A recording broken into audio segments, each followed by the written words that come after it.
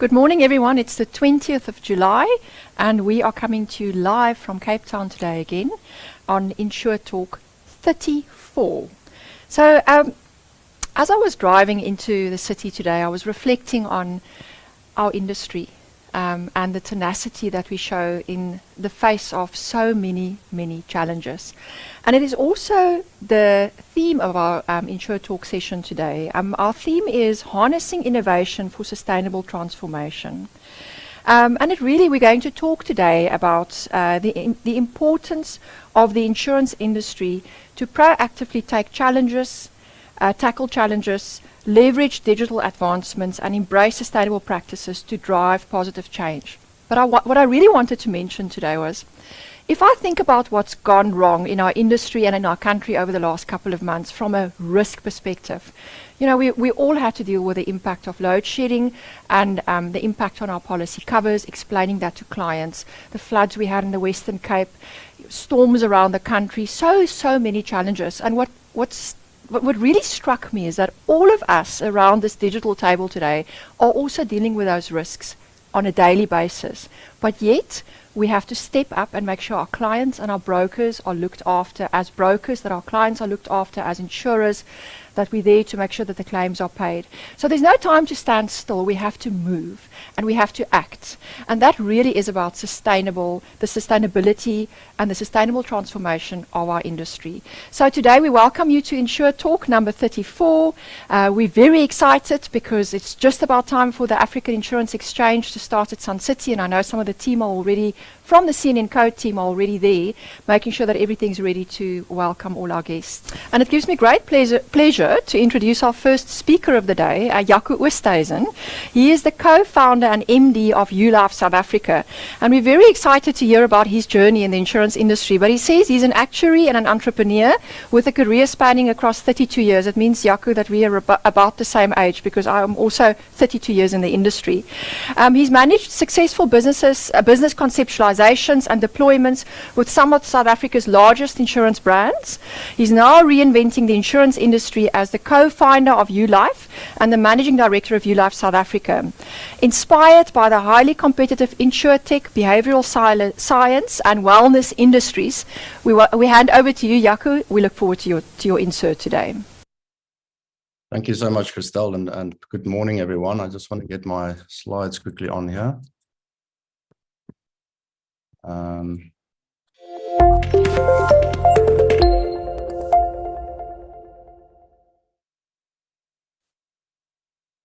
Can everyone hear me? Just want to say good morning to everyone here from a very cold Cape Town, but sunny at least. Really I feel very blessed to be able to share with you the ULife journey and my own journey. Just a little bit of background, you know, for those that don't know me, I've been in the insurance industry in South Africa for over 30 years. My previous employer, I worked for 20 years for them. And then I think a big lifestyle event happened to myself in 2014 when I'm a keen mountain biker and I was attacked and almost killed here in South Africa, and then moved to the UK and set up a venture capital fund in the UK, and then came across the ULife guys about 6 years ago, and we decided to invest in them, and I joined as a co-founder of ULife in the UK. So I lived in the UK until COVID, and then you know, my kids were back in South Africa, so luckily COVID changed my whole life, and I moved back to South Africa where I could spend the last few years with them. I've got twins who are, you know, first year university. So when you look at ULife, I'm just going to talk a little bit about ULife, and then my main talk will be whether insurance can be a force for good, which I truly believe it can be, you know. So you will see everywhere on our marketing material, you will have Yugi, our giraffe, and we chose Yugi because it's the land mammal with the biggest heart. You know, you need a big heart to pump the blood up that long neck. And so for us, really, we call ourselves insurance with heart. You know, we really want. People don't wake up in the morning and say they would love to engage with their insurance company. And normally people only engage with their insurance company when there's something going wrong. So it's either premium increases or claims happening. But we really want to inspire life back into insurance and also make insurance a fun thing to interact with. You know, so you will see we always wear these tie-dye shirts as well. This is from our recent gathering in the UK. So everywhere we try to really make fun and have a fun environment to work in. So our mission as ULife is to inspire life with insurance and really drive people to be financially, mentally, physically, and socially well, and not just to pay claims. That's also something we want to do. So we built the company around these three building blocks. So firstly, there's the protection block. So we do provide insurance, and mainly at the moment, group protection. So life, income protection, critical illness, funeral cover, and capital disability. But we also expanded in the UK now to PMI products. And on the engagement side, we created this app, which I'll take you a little bit through later on, which engages with employees on a day-to-day basis. And on the prevention side, we integrated with all the digital health apps at the moment. So integrate with Apple Health and Google Fit to track and monitor all your healthy activities. So really, we want to change this industry. Previously there's a lot of programs around in the market, but what we did is there weren't any mobile phones around at the time when these things were developed. So we looked at, what do people do on mobile phones? And as you know, people play a lot of games, which I'll go in a bit later. And we use that game technology then to help people engage on a day-to-day basis with us.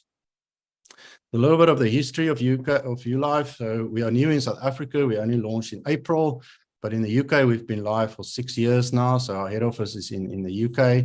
Pre-COVID, we were about 40 people in the UK,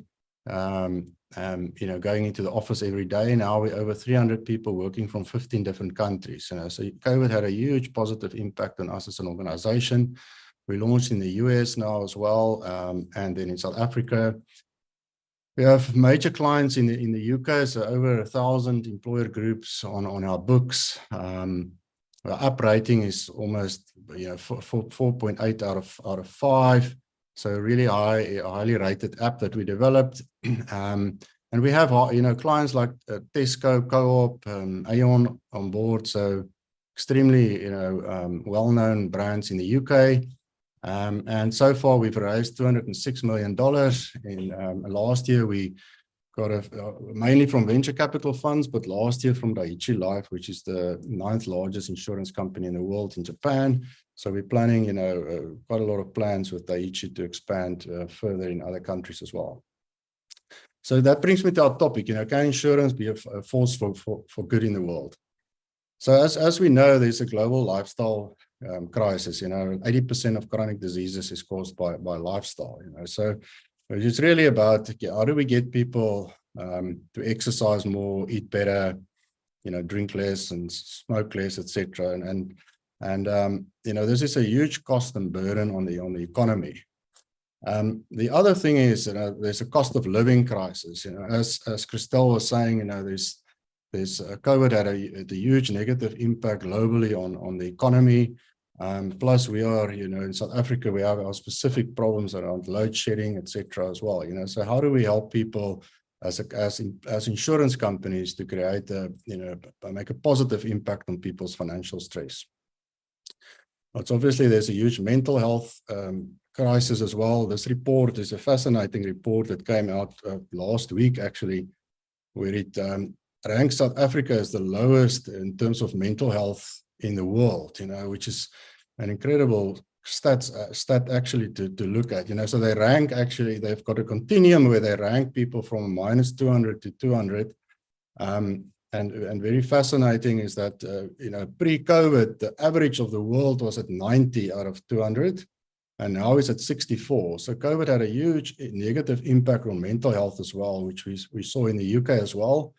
A fascinating report, which I'll encourage you all to read. And the other interesting thing is, like, my children are now 19, so twins in Stellenbosch University.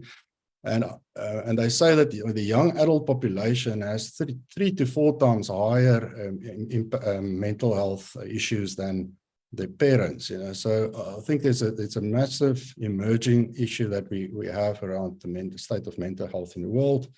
And also, there's been a deterioration in family and friendships as well. So social well-being is becoming a huge issue for the world. So a very fascinating report for everyone to read. So what's the impact of that? So we can, particularly in the employer environment, which is our main client, as there's been a massive increase, as we know, in absenteeism. So 15% of employees are absent on any given day, according to this report. Low productivity levels, a big loss, days lost and cost on the economy due to low productivity levels. And also then the poor mental health. There's a paper that came out through Stellenbosch at the business school last week, actually, that the unaddressed mental health conditions is costing the South African economy 161 billion a year. Insurance is one of the biggest industries in the world, so actually by revenue, insurance is the biggest industry, about $4.6 trillion. And so we are in a very fortunate position that we can actually make a big difference to people globally. But insurance, as you know, people, as I said, people don't wake up in the morning and say, I would love to buy insurance. It's a very unloved industry because it's mainly related to people having negative connotations. So when there's a claim, and sometimes we don't pay the claim, etc. And there's lots of regulations and so on and so forth. 68% of consumers in the UK do not trust their insurance company. And there's very limited engagement, and value delivered. So people feel they're paying for something which they're not getting value from on a day-to-day basis. So where does insurance come into this? So as I said, typically insurance companies only focus at the point of claim or when premium increases and so on. So when there's negative things happening. So how can we actually become part of a person's life on a day-to-day basis? And really create, I always say, life insurance is actually death insurance. So I think it's a misnomer, and health insurance is actually sickness insurance. And how can we create true life and true health insurance that people actually benefit on a daily basis and not just when something bad happens? So we fully believe in this concept called win-win economics. So if you inspire someone to live a longer, healthier life, it's good for them as an individual, but it's also good for the community, for their company, for their family. And how do we actually create an ecosystem where everyone can benefit from their insurance company?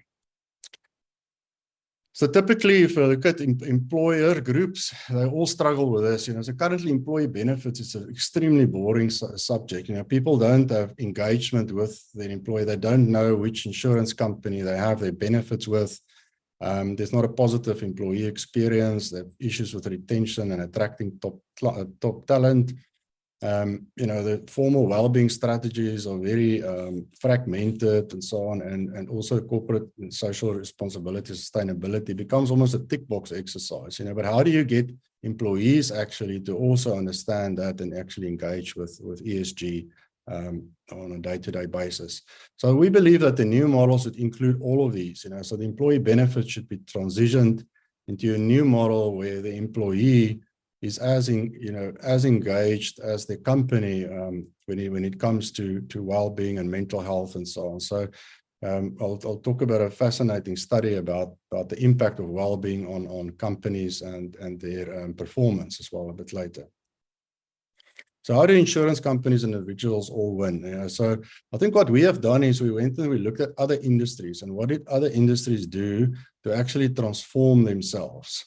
Now, one of the success stories that we can look at, and there are many of them, is this company called Duolingo, where they actually they're providing education, but they're saying that they're actually more a fun and motivation company.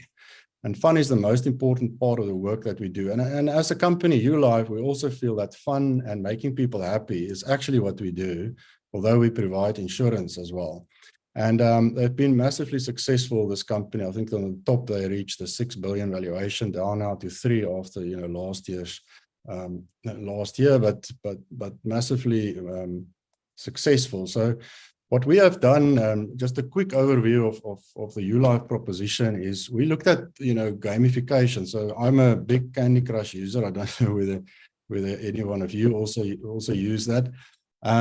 But so what you're doing, games get quite addictive. So people play that on a daily basis and so on. So what we do is we said, okay, how can we use this game technology to help people live a healthy and active lifestyle? So we've created this app. We earn Ucoin, which is our wellness currency. we've got this screen called the use screen, which is on the left-hand side, where people can actually see their group life and group protection insurance products. And also they've got more power in our universe. So we call our app our universe, which there's different worlds and levels you go through. And you unlock different challenges on a day-to-day basis. And we also make it easy for people. So it's just like a 5-minute walk or a 10-minute stroll or whatever to actually engage. So you don't have to be a marathon runner to actually get benefits from this. And it's also, we want to make it applicable for the whole population. So our philosophy is wellness for everyone. And then you can use these U-coins to exchange it in, for planting trees, which is our big ESG thing. And we also partnered with Food Forward SA in South Africa. So, for example, we were on Mandela Day 2 days ago, and it was really an amazing experience to see what Food Forward SA does. I think it's 820 U-coin you can feed someone for a month. Amazing initiative that they have. But then you can also buy like vouchers at Discam or Checkers, etc. And the great thing is if you go to the UK or the US, you can actually exchange your U-coin in other countries as well. We've also created a leaderboard. So in the company, you can create different leaderboards so that people can challenge each other and see who's top of the leaderboards.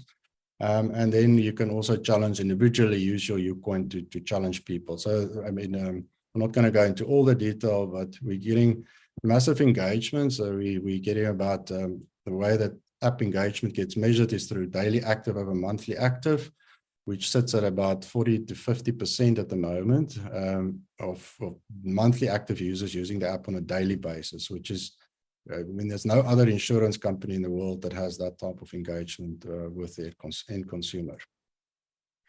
Also, we believe that health needs to be looked at holistically, so not just looking at your physical well-being, but all these different components of wellness. And that's one of the things that we strive to. Mental health used to have a very bad stigma attached to that, but we believe that it should be transparent, and people should we should really proactively look at all these aspects of people's wellness. And also we need to look at the whole population. Typically, some of these programs are designed just for top management or for people that are extremely active and so on.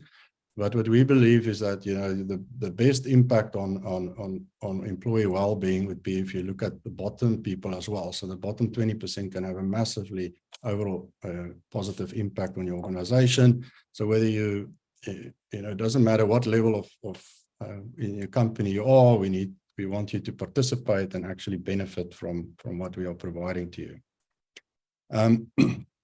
A fascinating study that was done actually.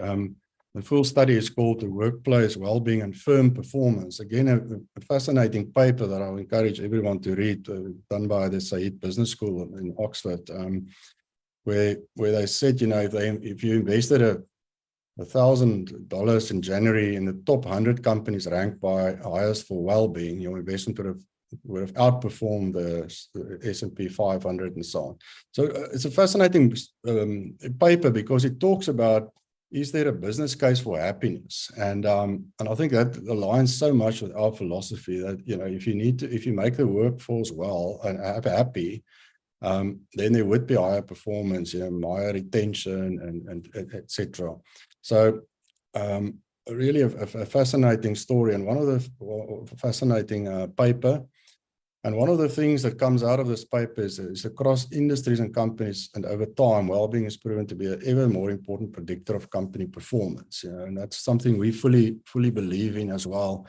As a company now, we've got an incredible culture. We've been rated as well as the best startup to work for in the UK, for example, and we managed to retain that culture despite having 300 people working in 15 countries. So I think it's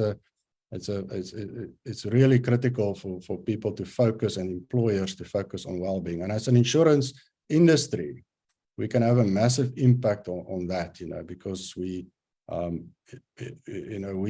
the ones that has this relationship with the company and the individual. So we believe that we can be really a force for good if you start with employee well-being. Obviously, there's other things as well that you can look at. But healthy employees equals successful companies and create a win-win for insurer, the company, and the individual, and society at large.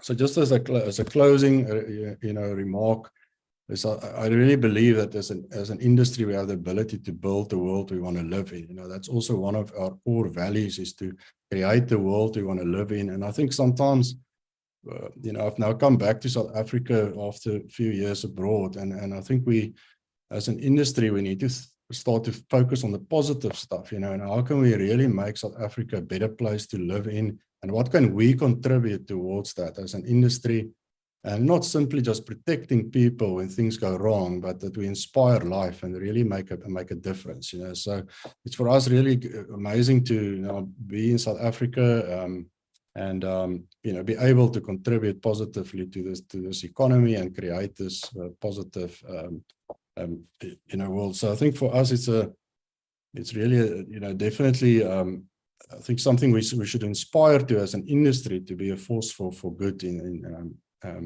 this country, but also globally. So I think that brings me to the end of this presentation. Thank you so much for everyone. And if there's any questions, welcome to give that through to me.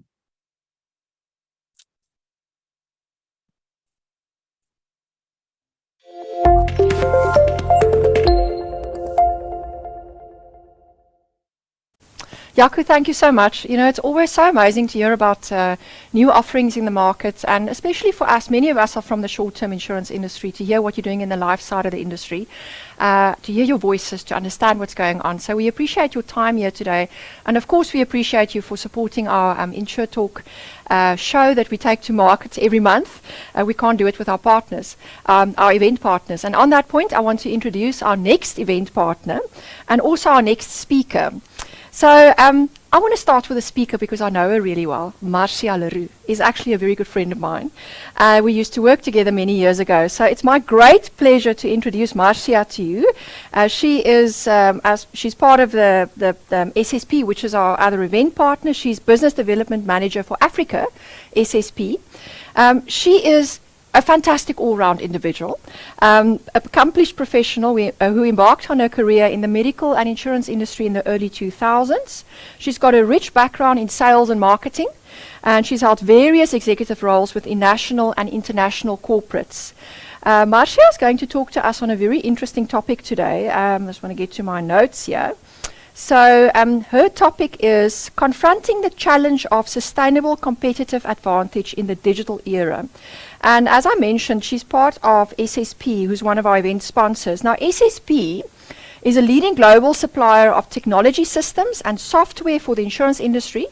And their role is to help brokers, insurers, and UMAs like ourselves operate more efficient businesses. So I definitely am going to be listening to the next insert, because technology is always something that we battle with. And to the organizers of today's event, you should challenge Marcia to sing, because I think I know she won some national singing competition in her youth. So Marcia, over to you. Good morning, and thank you, Christelle, and warm greetings to all of you on this very cold morning. Yes, as Christelle said, it's all about technology, and definitely following from Jaco's conversation, it goes about how do we navigate this landscape. We see constantly that the customer is our core focus, and getting applications, as Jaco just mentioned, becomes very important. But it really becomes a question of how do we do this, and what does it mean for us in the insurance industry? So I would like to share my screen with you. Just want to make sure that you see the right screen there. I'm just going to swap around.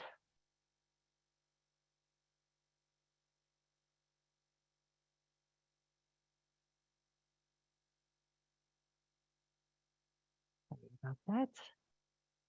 Just want to make sure that you're seeing the right screen. It stopped the screen share, Marcia, so just share again screen 2. Sorry about that. Share again.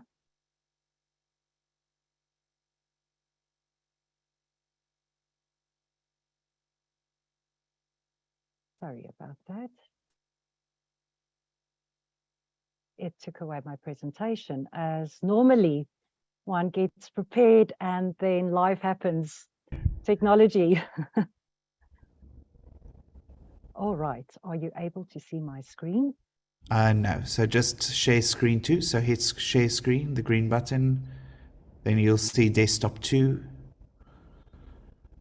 Click on that, and then you should be able to go back to PowerPoint and then just start your presentation. There we go. I can see, I think you've selected PowerPoint, but I can see PowerPoint. Just go to full presentation mode.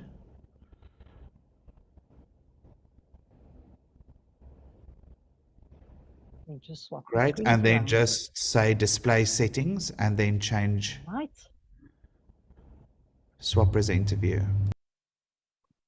To get this panel away.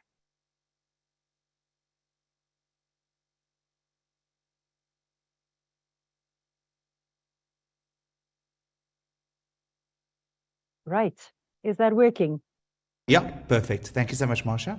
Fantastic. And sorry for that delay to get through to the right screen, as we said, technology.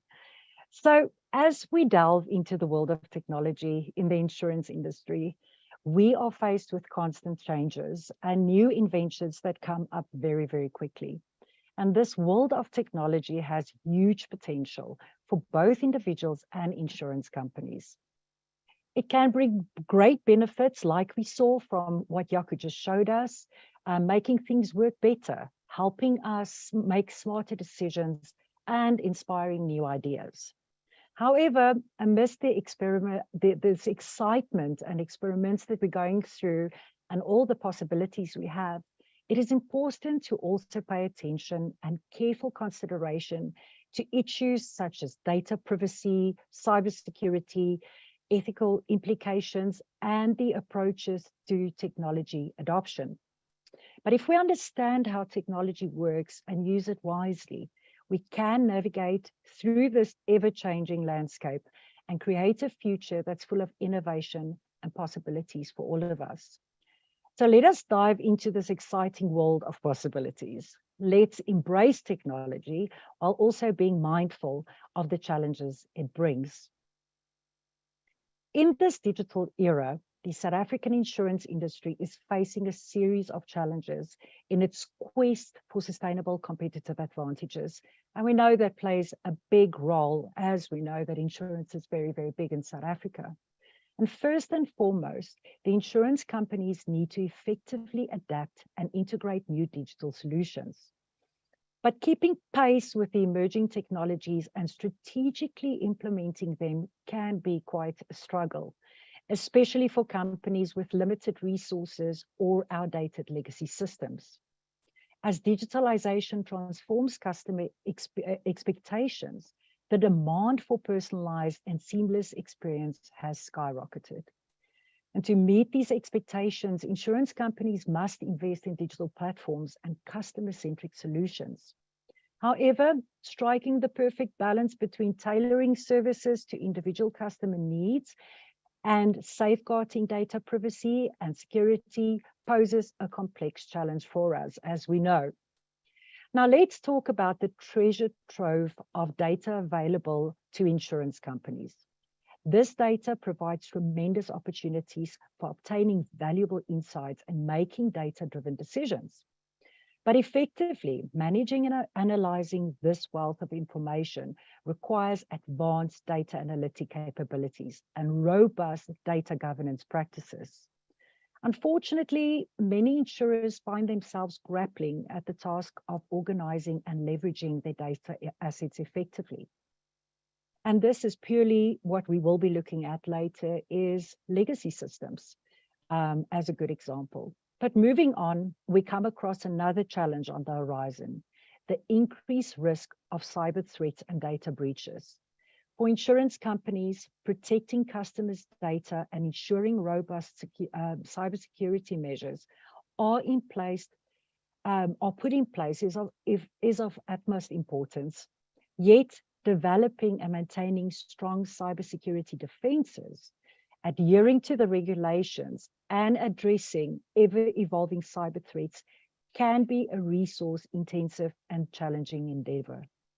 And also, let's not forget about the need for skilled professionals in this industry. The insurance sector faces a talent and skills gap.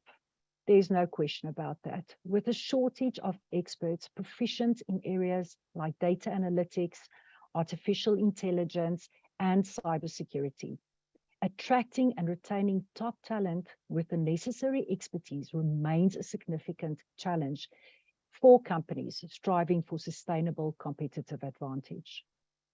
Now, we also encounter the introduction of new regulatory changes and challenges that we face.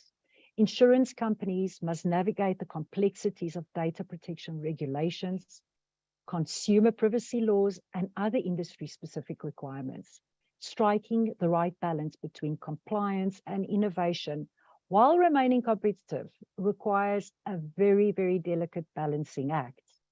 And in order to address these challenges, a strategic approach that tackles all 6 of these factors is very necessary. Insurance companies that successfully navigate these hurdles will undoubtedly find themselves better positioned to achieve a sustainable competitive advantage in this dynamic digital world. So in a report, Celent highlights that insurers' primary aim is to enhance their digital presence when modernizing their systems, obviously to keep up with the availabilities and the scalability when it comes to serving the customer. But while the interpretation and scope of digitalization may vary among CIOs specifically, it remains a significant goal for both general and life insurance companies. Celent found that insurers initially prioritized digital transformation in general insurance, aimed to establish their presence, sell insurance products, and provide services to clients through online platforms. Now, this primary objective was to capture new business opportunities through a cost-effective channel and leverage the growing presence of aggregators, particularly in the motor insurance sector. And there are 3 key manifestations Celent observed during this report.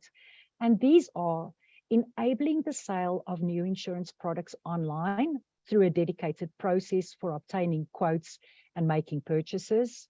Secondly, providing digital services to clients and supporting their distribution through portals and integration with aggregators, such as pricing comparisons websites that we're very familiar with, and increasing visibility in the digital realm through the online advertising efforts that they've made. So driven by a strong focus on immediate goals of boosting online sales, we have also experienced that insurance frequently overlook the long-term implications of digitizing their operation. And it now becomes more important to foresee the profound and transformative effects that digitalization would bring to this industry. It's becoming more important for insurance across all sectors to adapt and embrace the advantages brought by digitalization and this enormous transformation that we're looking at. And as we know, communication with clients and partners has become more frequent in today's landscape. Insurers who proactively manage and enhance the continuous customer experience through various online platforms like portals and social networks have a competitive edge, enabling them to attract new business and foster customer loyalty. Moreover, pricing strategies are becoming more specific as insurers tap into a wide range of external data sources to complement their internal data sets. So this enables specialization, allowing insurers to offer tailored and targeted products specifically aimed to that customer that you are addressing and trying to have a better customer experience. So in general, insurers are shifting towards a more data-centric approach rather than being solely focused on processes. Our view is that the future industry leaders will be those who recognize that success depends on the relevance of data, combined with the complete automation of business decision-making processes. And this leads us to the term extreme digitalization. So if we thought digitalization and transformation has already been quite a tricky thing, we can also look at extreme digitalization, which means the ability to immediately identify, capture, and integrate relevant data in an insurer's information system and turn this data into valuable information to make fundamental insurance decisions. For example, when it comes to rating, underwriting decisions, and definitely when it comes to claims. With the primary goal of achieving extensive digitalization, insurers have the opportunity to identify areas of concern much earlier and eliminate obstacles hindering their processes. In this regard, it becomes important to evaluate the current system landscape. The fundamental question to address is whether your existing system and business capabilities are conducive to facilitating a transition towards a more digitally orientated organization, possibly to an advanced degree. Very important. And the first step involves defining the essential business capabilities necessary to accomplish this objective. But what does this mean? Like many common used phrases, digital transformation has transferred into a catch-all term that means different things to different people. This could lead to unaligned visions and perceptions regarding what should be focused on and how to navigate a digital roadmap, which will lead to the need of the company and its customers. So digital transformation is critical for organizations, not only to compete anymore with their competitors, but actually to also survive. With a clear and defined architecture, leaders will be able to be clear about what a digital transformation is and align their organization around a specific program. At its core, a digital strategy is a series of interconnected decisions aimed at securing economic surplus in an uncertain future. Just like any other strategy, it involves analyzing current revenue sources, predicting future changes, identifying pathways to success, implementing a range of initiatives, and most importantly, embracing transformative change. So McKinsey, in the latest publication titled Rewired to Outcompete, which I would definitely recommend you reading up, highlights the crucial role of the how in achieving success within the 6 capabilities as shown here. But they also highlight 2 key points in their report that should be kept in mind when addressing and implementing these 6 capabilities you're seeing on the screen. Firstly, no digital and AI transformation can be successful without building a baseline of competence across all these 6 capabilities. So big work ahead, but there's always a solution and an answer to that. And secondly, these elements are interconnected and need to be managed that way. A good operating model, for example, can't work without the right talent, as we said previously. And similarly, great technology won't make much of an impact if users don't adopt it. So let's now focus on 3 areas, how a business can successfully align itself with digital transformation. Let's begin with the first main area, alignment on the value of digital information. So how can we align this, first of all, to make sure that we get the best value when it comes to transformation in this digital era? This is the foundation upon which your company's digital journey is built on. It involves equipping your teams with the necessary skills and fostering a culture of flexibility that allows you to thrive in this rapidly changing landscape. And to achieve successful workforce transformation, collaboration is definitely key. Business and technology teams led by influential executives and the entire C-suite play vital roles in fostering these capabilities. Rewiring your business is an ongoing journey of continuous improvement rather than a fixed destination, as we saw, coming up with new ideas, working on a type of game to enhance and motivate the user to use what is available, and for the company and insurer to actually collect this data for better future decisions. And this collaborative approach fosters teamwork and drives innovation across all of your organizational units. Effective management is crucial in this process as it relies on skilled talent and user adoption to unlock the potential of impressive technology.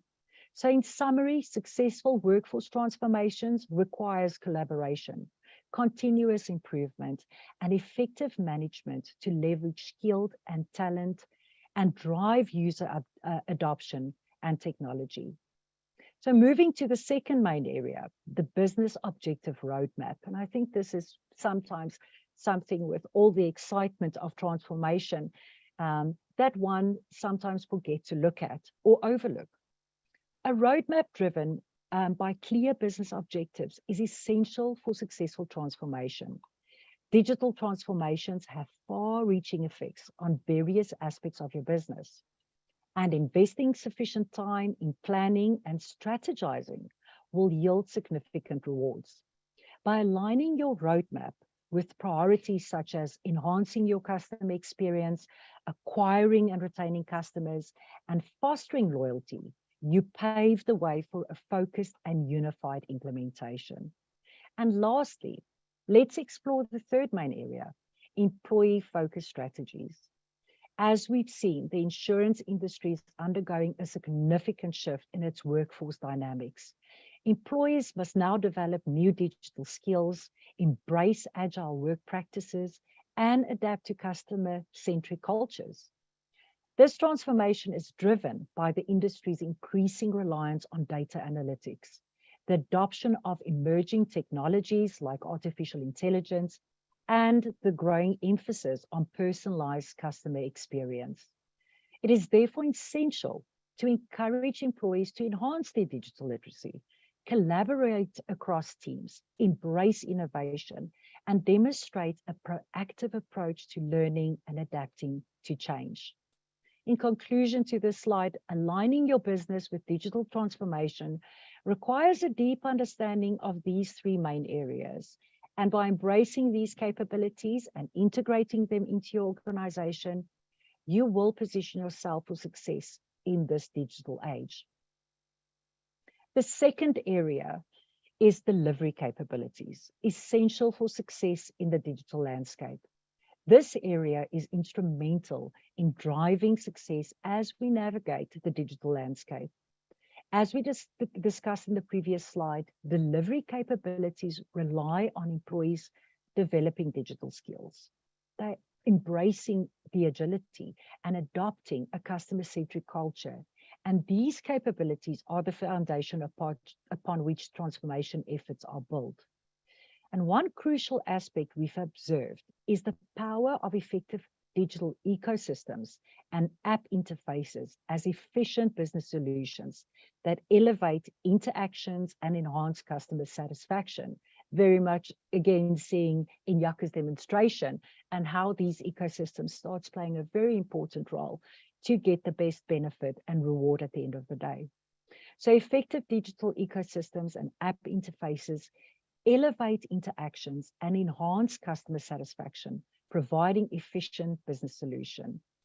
API support enhances business agility by enabling seamless integration and flexible IT architectures. So while it's not at the moment mandatory to implement an ecosystem, I could say, and I think Jaco would agree, it's essential to understand that companies embracing this approach have the potential to outperform their competitors who delay this adoption.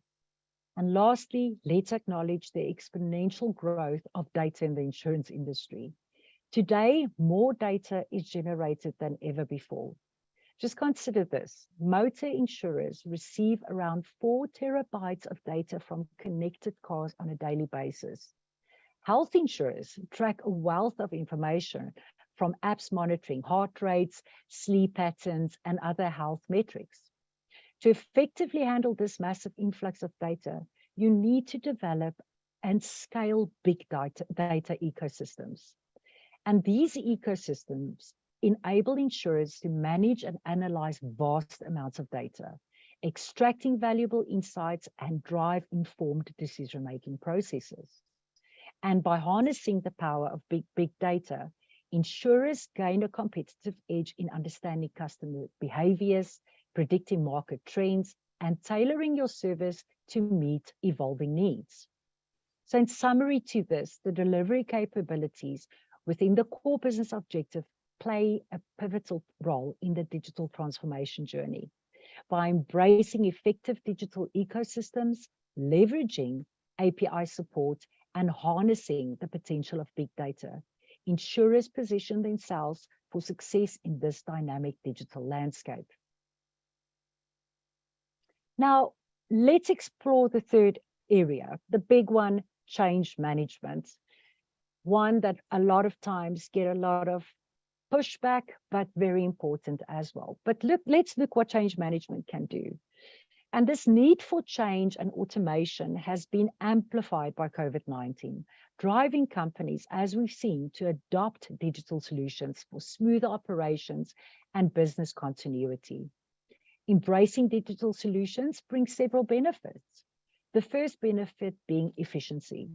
Digital transformation reshapes the insurance industry, allowing insurers to stay competitive by developing innovative features and applications. Secondly, there's the benefit of personalization. Consumers expect personalized services, and digital transformation equips insurers with the tools to meet these expectations without straining any resources. Scalability is also a big benefit. Digitalization makes the insurance industry more agile and adaptable, enabling insurers to offer services anytime, anywhere, and gather valuable data through IoT devices.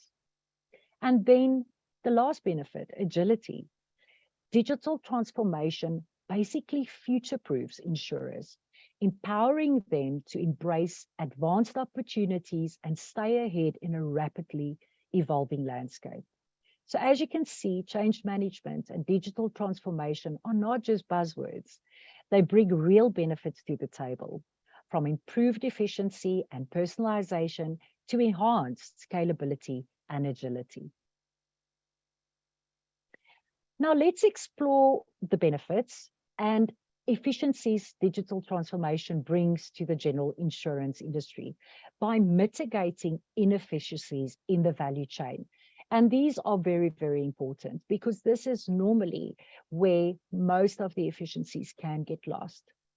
When insurers embrace digital advancements, they unlock cost reduction, they improve their customer experiences, they increase the agility, they can make data-driven decisions at a very quicker time and enhance collaboration with the external stakeholders.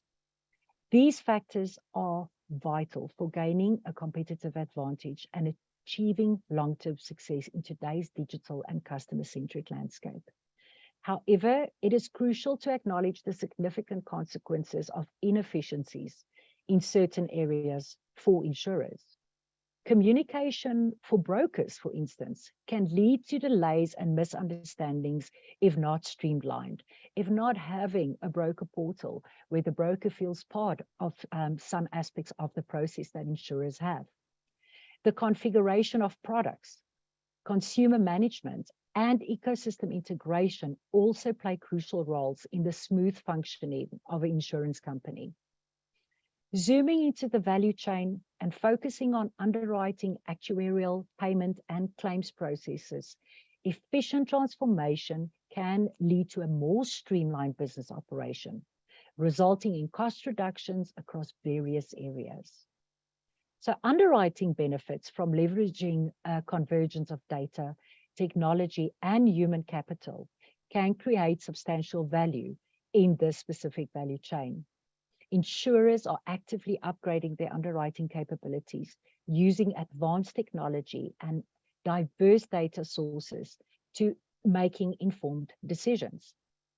From an actuarial standpoint, fragmented data and inaccessible legacy systems hinder insurers from extracting valuable insights and leveraging data effectively.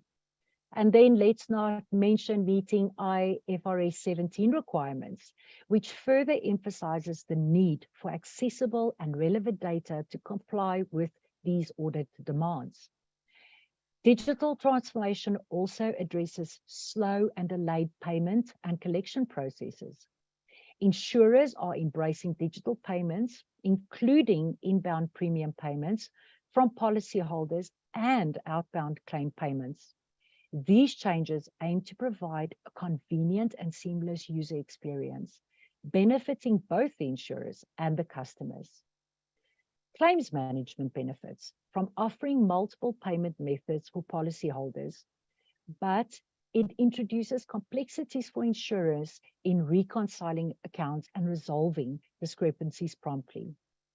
A digital system offering real-time data, line item details, and aggregated reconciliation becomes therefore crucial for addressing legacy issues and ensuring effective claim processing. Ultimately, these four inefficiencies have far-reaching consequences, influencing how insurers interact with brokers, configure their products, engage with customers, and integrate within the broader ecosystem. So embracing digital transformation and addressing these inefficiencies is pivotal to thriving in this evolving insurance landscape.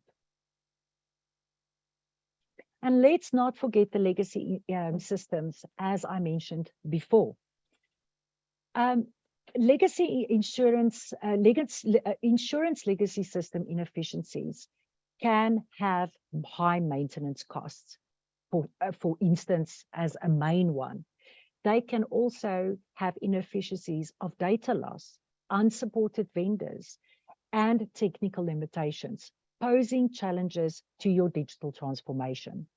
The high growth rate of the insurance industry creates pressure for insurers to adapt to challenging needs and changing trends to meet the evolving customer demands. Aging legacy systems and backlog of customer data hinder insurance in meeting the expectations of digital natives. Desperate core technology systems that don't communicate lead to information gaps and inefficiencies in data management. And insurers who proactively address these inefficiencies gain a competitive advantage by controlling existing data and preparing for unstructured data as well. Mitigating high maintenance costs, preventing data loss, seeking reliable vendor support, and overcoming technical limitations are crucial for successful digital transformation in the insurance industry. And as an example of this, a recent publication by MacLogic highlighted the importance of deploying data and automation in a personalized manner, benefiting both consumers and the insurers. Insurers often have valuable customer data within their existing systems, reducing the need to repetitive information requests and increasing efficiency in that manner. However, searching across multiple systems remains a big challenge, with 40% of respondents finding it difficult or impossible in the MacLogic research. Reducing touch points in the claims process is seen as a challenge, but it should not be the sole objective. The goal is to automate non-valuable added tasks and gather new data efficiently. Outdated IT systems isolate valuable customer data, hindering actionable insights that can be taken. Complexity and data integration are more barriers to achieving a single customer view. For 55% and 34% of insurers, respectively, as we can see in the MacLogic report. So by embracing modern core systems, insurance can benefit from streamlining processes, which means improving efficiency throughout their operations, enhanced agility and speed to market, allowing them to respond quickly to changing marketing and market demands, a single customer view, enabling a comprehensive understanding of each customer and their interactions, advanced data analysis capabilities, empowering data-driven decision-making, seamless integration with APIs, facilitating smooth connections with external systems and services, and efficient broker interactions through a dedicated broker portal, fostering effective collaboration and communication, which are very, very key and very essential topics for us facing the digital landscape today. And by adopting new core systems, your organization enters the modern digital age, bringing a higher return on investment. Cloud migration provides scalability and the ability to easily scale with demand, utilizing modern technologies and programming languages for seamless deployment on any infrastructure. Modern business solutions incorporate AIs, machine learning, and automation to optimize their workflows, automating manual tasks like data entry and emails to be sent. And this allows your team to focus on crucial business areas rather than mundane tasks that could be automated. Transitioning to cloud architecture also boosts premium growth and revenue by optimizing key processes such as claim handling, underwriting, policy administration, payments, and customer service. This enables you to offer more competitive policies and pricing at the end. Modernizing core systems unlocks the benefit of advanced technologies, streamlining operations and positioning your organization for success in this digital era. And in essence, cloud platforms are driving a customer-centric shift in the insurance industry, prioritizing the customer's needs, most importantly. And according to the Deloitte 2023 Insurance Outlook report, insurers have heavily invested in cloud migration, resulting in impressive improvements across functions and business lines, especially the ones that we've spoken about earlier. However, challenges arise as some insurers struggle to fully leverage the cloud's potential beyond cost savings and operational efficiencies. Legacy technology and non-cloud native applications limit innovation and transformation. Now, to unlock the cloud's power, a new approach is needed, viewing it as a facilitator of transformative changes. Cloud-based modular architectures and APIs enhance compatibility, integration, and the customer experience. Specialized industry cloud solutions cater to specific insurance elements, enabling organizations to focus on their vital tasks and the outcomes that they are seeking. Moving core systems to the cloud involves adopting tailored applications and partnering with industry cloud providers for seamless integration on this, without having any disruption in your workflow and everyday process that still needs to continue. A harmonious cloud-native architecture integrates front and back office elements, enabling data sharing, which is very important when it comes to the different portals, and mutual support among applications, driving this transformative growth. Embracing customer centricity and harnessing the power of the cloud can elevate the insurance industry to new heights. It sounds all very challenging, and it is quite, when one is not, does not have the technological and digital dictionary next to you, it sounds quite challenging. But the good news is that this, despite the challenges, the industry has been witnessing significant progress in data transformation compared to the rest of Africa. South Africa can be very proud in what we have accomplished so far when it comes to this transformation. Firstly, South African insurers have successfully moved away from paper-based processes, streamlining operations, reducing paperwork, and improving efficiency. Digital operations enable effective data capture, storage, and analysis, leading to better decision-making and superior customer service. And secondly, the industry has embraced advanced analytics and data science techniques. Predictive modeling, machine learning, and AI empower insurers to assess risk accurately, price policies effectively, detect fraud, and personalize the customer offerings. These data-driven approaches revolutionizes underwriting and claims management as well. Furthermore, South African insurers have introduced telematics, leveraging vehicle sensors to motoring driving behavior. This enables personalized insurance premiums based on driving habits, promoting safer driving and reducing accidental risks. A crucial aspect of this transformation has been the focus on enhancing the customer experience.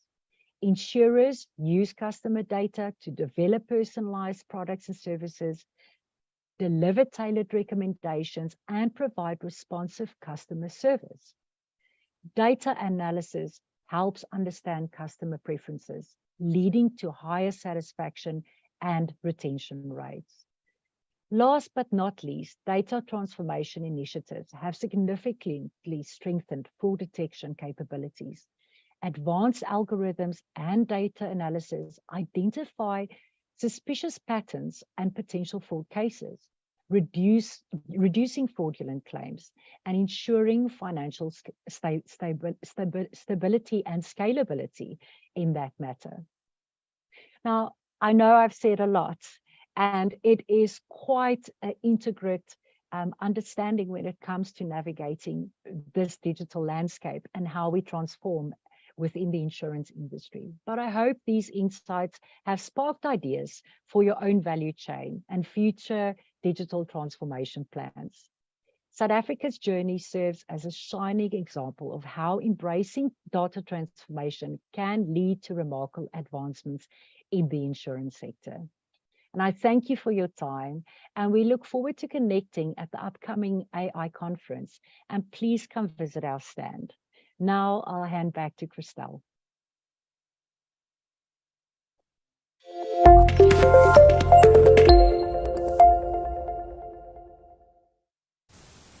Oh, Marcia.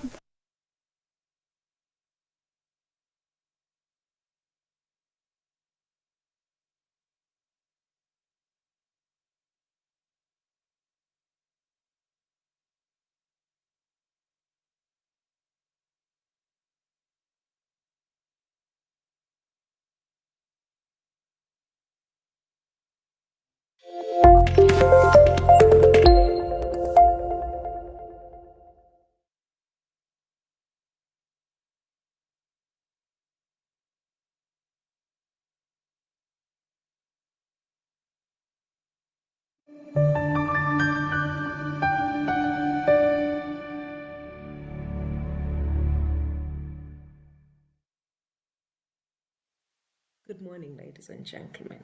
We are a few days away to the AIE 2023. We cannot wait to welcome all delegates both on-site as well as virtual. We have almost 800 delegates registered for the in-person session and almost 100 registered for the virtual session. I would like to thank each and everyone who has taken time to register for the conference. We cannot wait to welcome you and to reconnect with you, engage, and really take time to sit and listen to insights that will be shared by all the speakers and panelists. The conference will kick off on Sunday 23rd with a golf, and the golf is fully subscribed, and it is sponsored by Nesta. A big thank you to Nesta for sponsoring the golf this year. We will then move on to the evening at 6 o'clock. We will start with a welcome cocktail where we will have an opportunity just to ease ourselves into the conference and just network with each other, reconnect, and get an opportunity to catch up and also to engage with the exhibitors. And a big thank you to all exhibitors that have taken time to book a stand and really avail themselves to reconnect with the industry professionals. On Monday, we're going to have a full day of business sessions. We'll kick off the day with a keynote address by Dr. Suleiman, the founder of the Gift of the Givers, and he's going to share great insights on how we can collaborate as an industry together with government and NGOs in finding solutions that are meaningful and have an impact on the insurance industry. In the evening, we'll have a gala dinner and award ceremony, and every single delegate is invited to join, both for the in-person delegates as well as the virtual delegates. So we look forward to that. On Tuesday, we will move on to another full business session the whole day. In the evening, we'll have a farewell cocktail early evening. We'll have a farewell cocktail that will finish off at 7, and then the delegates will have an opportunity to have self-arranged dinners that evening. On Tuesday, we just get up, have breakfast, reconnect, have some meetings, and check out. Next year, AIE 2024, it will be our 50th conference that we have been hosting.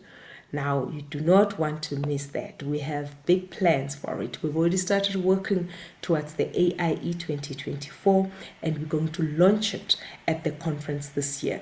So keep a lookout for the super early bird registration that will be open from Monday of the conference, Monday 24th.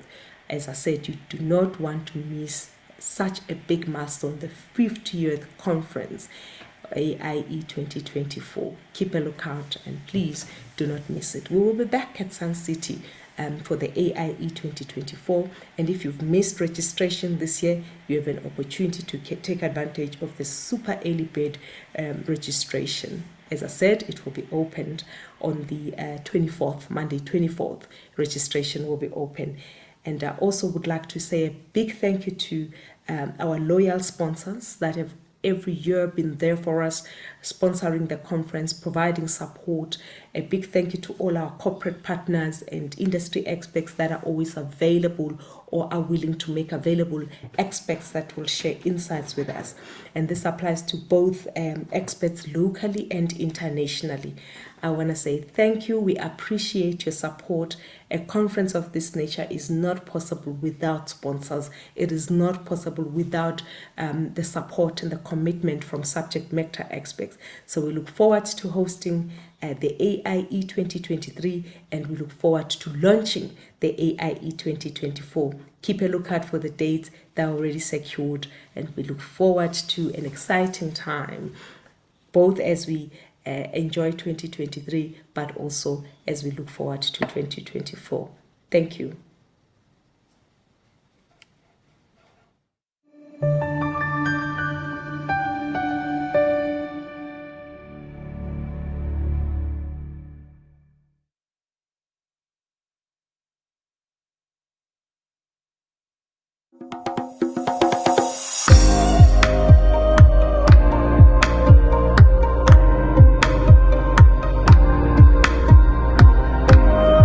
Get ready for an unforgettable event filled with insightful discussions, networking opportunities, and a range of exciting activities. Here's what's on the AIE 2023 itinerary.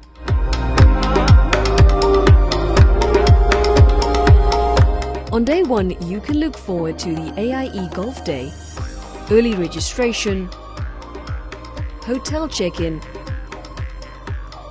and the welcome cocktail event later in the evening. Day 2 is jam-packed with a full-day conference and exhibition that can be attended in person or virtually. The program will be concluded with our yearly gala dinner and award ceremony. On the last day, but of course not the least, we will continue with our informative conference sessions. Attendees can explore the exhibition floor, and later in the evening, we are bringing you a farewell cocktail, allowing you to bid farewell while cherishing the memories made. After 7, when the cocktail has concluded, we have provided time for delegates to enjoy self-arranged networking social events. We look forward to welcoming you at the AIE 2023. See you at Sun City or virtually.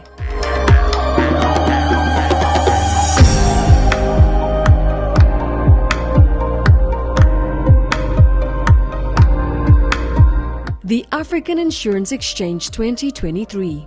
Collaborate, cultivate, and create.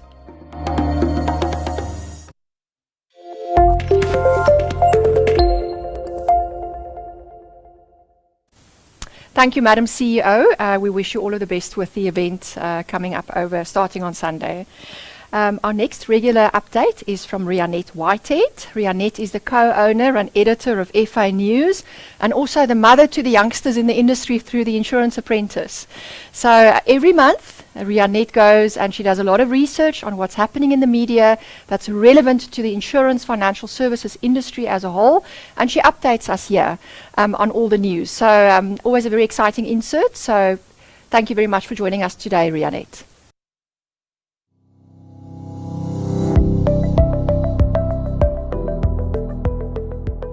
Good morning. Another chilly morning in Gauteng, and I am most certainly over this winter.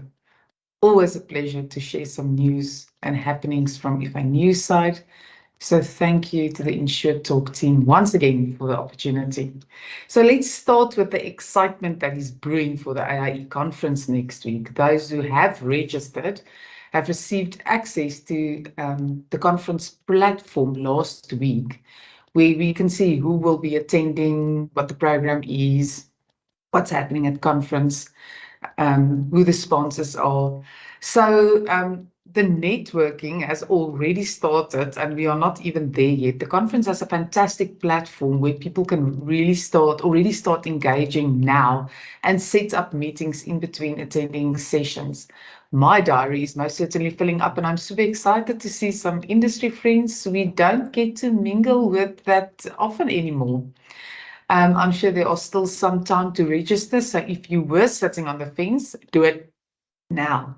Conference is from Sunday to Tuesday, back in office Wednesday. So what's news? I've mentioned the NHI developments last time. This does affect everyone. We've received a lot of comments from industry people, and we'll dedicate quite a few pages to this in the next edition of the FA News magazine. So make sure you get hold of this. Remember, print and online. I recently attended the launch of the much anticipated Sasria documentary unveiling the unrest, 7 days of destructions, with quite a few industry colleagues. A job well done by Sasria. As part of this is really about educating people about the consequences of such actions, and then obviously also sharing the story and why things got so out of hand. Really capturing some history, I suppose. Watching this really took us all back to that week in July where history was made, when many people lost hope, where a massive amount of lessons were learned. You'll find the link to this documentary on the Sasria website, but the link is also available on the FA News website, so I strongly suggest you watch it. I briefly mentioned Hollard's campaign last time, so I thought I'll just do a quick reminder of that campaign again, called We Are Where You Are, where Hollard remind us on the importance of local is lekker, and that their way of doing business is about eyeballs and handshakes, that personal touch, which we all know is so critical in the industry and the world we operate in. With the Springboks back in action, many of us are super excited about the World Cup, and this is then just a reminder about the IIEG international trip. I've no idea if there's still space or if you can still book, but this is always another highlight in the short-term industry. This year, the destination is France, and part of the trip includes a World Cup game. Super exciting. Another highlight is the FIA Awards happening on 31 August. I know for a fact that there's no space left for this prestigious event, but just to mention that on this night, product providers are recognized for the products, solutions, and services they offer to the end consumer through the FIA member intermediaries and financial advisors. I will see you before then, but just know that we will share the news on the winners as they are announced on the night. Staying with the FIA Summit will take place on 3 October. More detail will be shared soon, but maybe a good idea to just diarise that so long. This talk, of course, won't be complete if I don't mention the Insurance Apprentice, who will very soon get a new jacket. But I'm not spilling the beans and hope that everyone will be as excited about this as what we are. I will be able to share a little bit more in the next InsureTalk session, but it is then also a reminder that applications will close on 30 September. Please get those applications in. It is a life-changing experience. And if you don't believe me or have any doubts, please connect with me or with any of the previous contestants to have a chat with you. Promise you, life will never be the same, for the good. Remember that this is for the whole country, not only a Joburg story. And we are really looking forward to get the Durban numbers up, because last year the Durban group was really small. So let's go Durban, let's get the numbers up. I've got a lot of sponsors also lined up for TI 2024, which we will share in the next 2 weeks. It's quite exciting. So if anyone is keen to get involved from a sponsorship perspective, there are a lot of options in terms of involvement, so please feel free to contact me. I've mentioned quite a few things that happened and will happen in the industry soon. But before I close off, I would like to wish all the women in the industry a phenomenal Women's Month in August.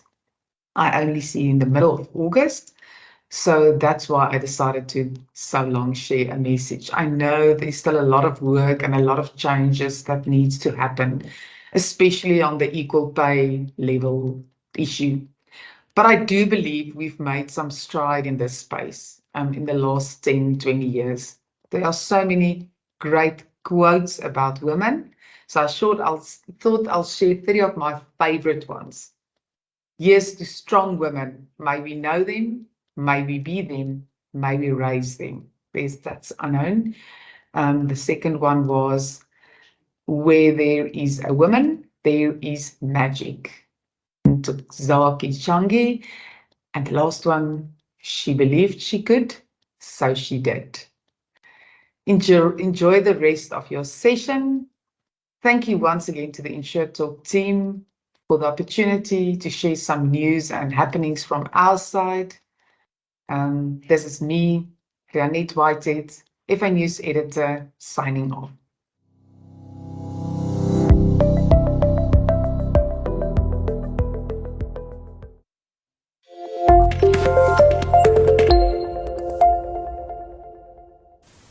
Wow, Rianette, there's so much happening in our industry. And you've summed it up so nicely. So thank you for joining us again today, as always. And I just want to compliment you on how thorough your feedback is to us and how valuable it is to have you on our show every month. So really, from the team here at CN&CO and InsureTalk, thank you so much for joining us. As always, we have some wonderful entertainment for you. And I mention it every month, but I think it's such an endearing thing that the team at CN&CO has done is during lockdown, they decided to support South African artists, musicians, and give them an opportunity to entertain us remotely. And that's a tradition that we've decided to keep in place and that we're still doing. So today we've got about a 10-minute slot of entertainment, so you can go and get a cup of coffee, sit down, relax. And today we are very excited to have Timothy de Monk with us. He's a pop singer and songwriter here from my hometown in Cape Town. He discovered his love for music in 2014 when he learned how to play the guitar and simply could not put the instrument down. We were at a family gathering, he says, and my cousin was playing guitar and singing, and I thought it would be amazing if I could do that. He then asked me if I would like to play the guitar, and I received my first lesson on that day. So on that musical note, we're excited to see Timothy's performance today, so enjoy the next 10 minutes.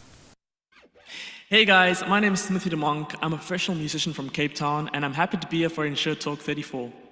I hope you guys enjoy the tunes.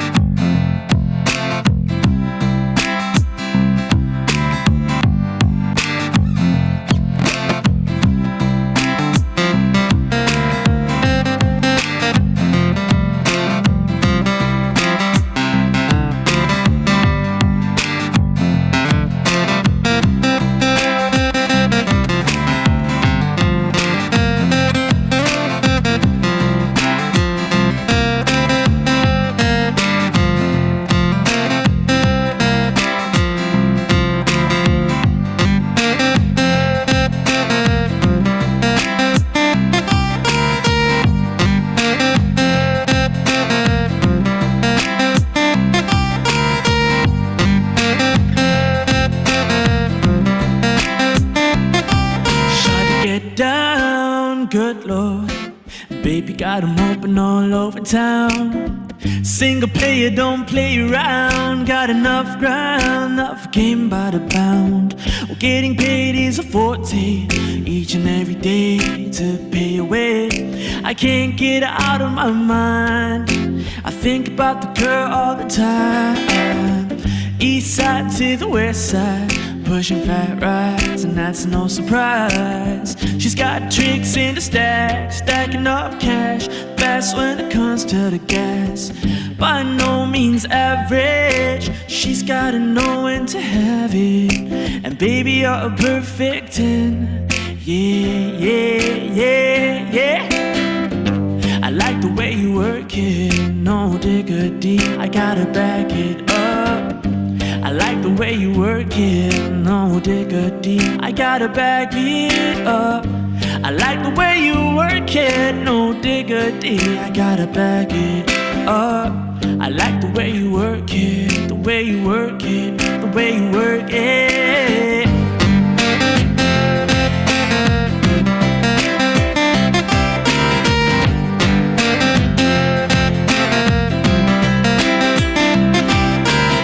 She's got class and style, and balance by the pound. But shawty never act wild, she keep it low-key on the profile. And catching feelings is a no, let me tell you how it goes. Curves the word, spins the verb. Love a sick fool, so freak what you heard. I like the way you work it, no diggity, I gotta back it up. I like the way you work it, no diggity, I gotta back it up. I like the way you work it, no diggity, I gotta back it up. I like the way you work it, the way you work it, the way you work it.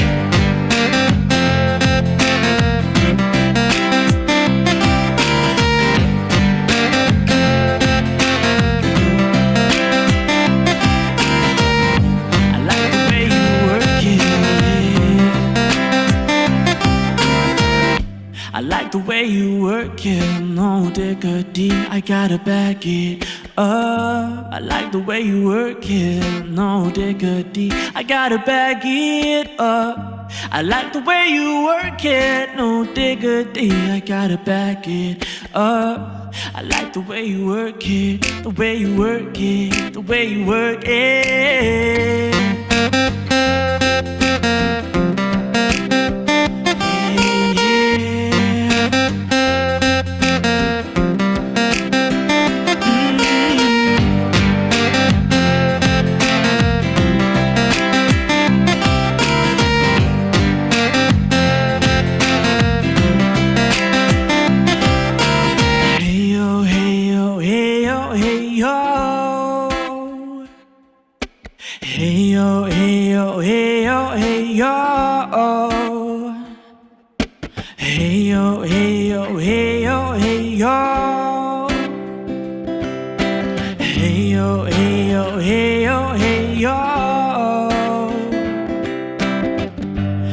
like the way you work it, no diggity, I gotta back it up. I like the way you work it, no diggity, I gotta back it up. I like the way you work it, no diggity, I gotta back it up. Oh no. Cool. So this next song I'll play for you guys, this is one of my own songs. This one's called Every Day. You can find the song on Spotify, iTunes, YouTube, all sorts of stuff like that. But I hope you guys enjoy.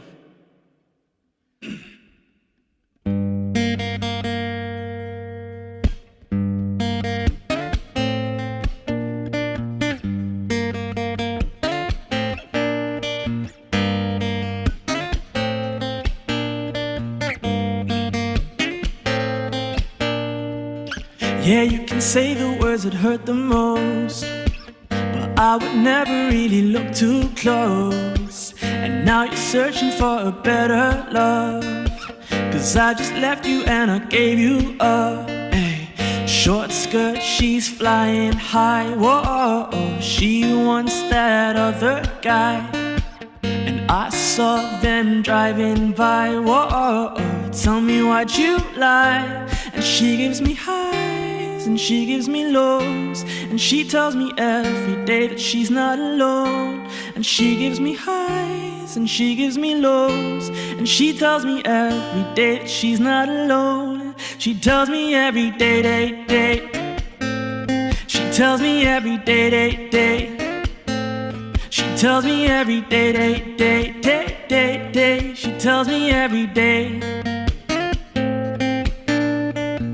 Yeah, you can say the words that hurt the most, but I would never really look too close. And now you're searching for a better love, but I just left you and I gave you up. Hey, short skirt, she's flying high. Whoa, she wants that other guy. And I saw them driving by. Whoa, tell me why'd you lie? And she gives me highs and she gives me lows, and she tells me every day that she's not alone. And she gives me highs and she gives me lows, and she tells me every day that she's not alone. She tells me every day, day, day. She tells me every day, day, day. She tells me every day, day, day, day, day, day. She tells me every day. And she gives me highs and she gives me lows, and she tells me every day that she's not alone. And she gives me highs and she gives me lows, and she tells me every day that she's not alone. She tells me every day. Cool.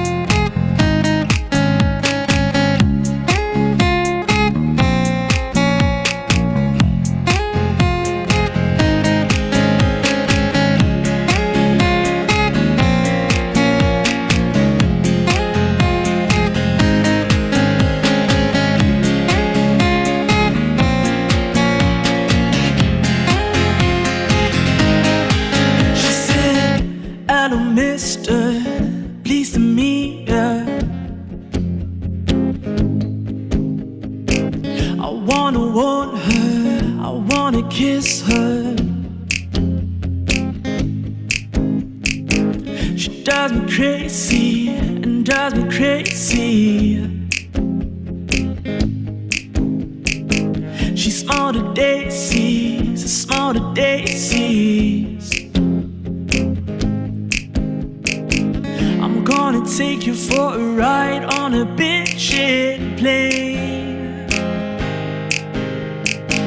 I'm gonna take you for a ride on a big shit plane.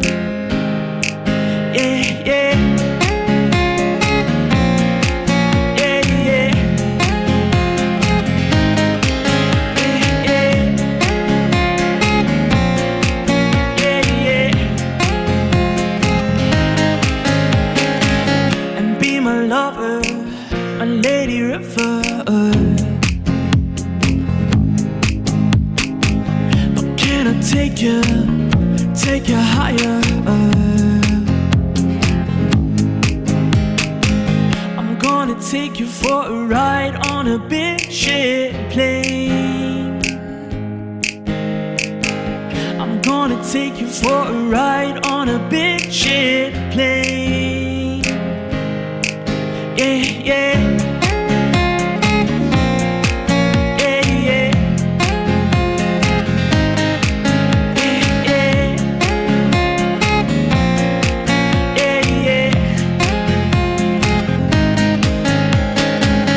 Can I hold you?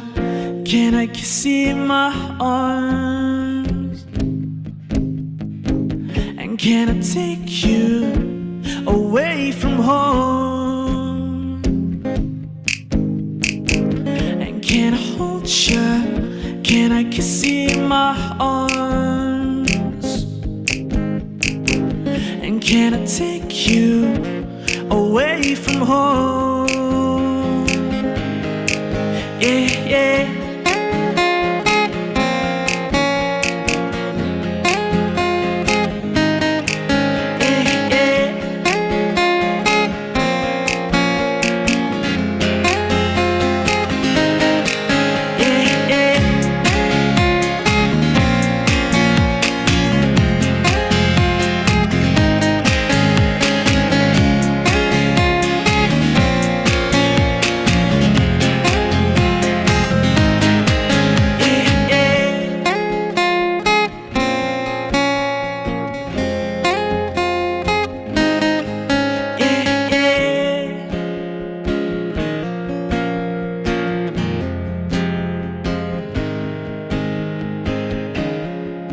Once again, thank you so very much for having me.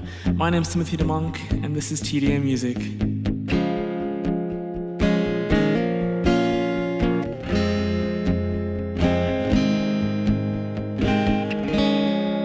Thank you all once again, guys.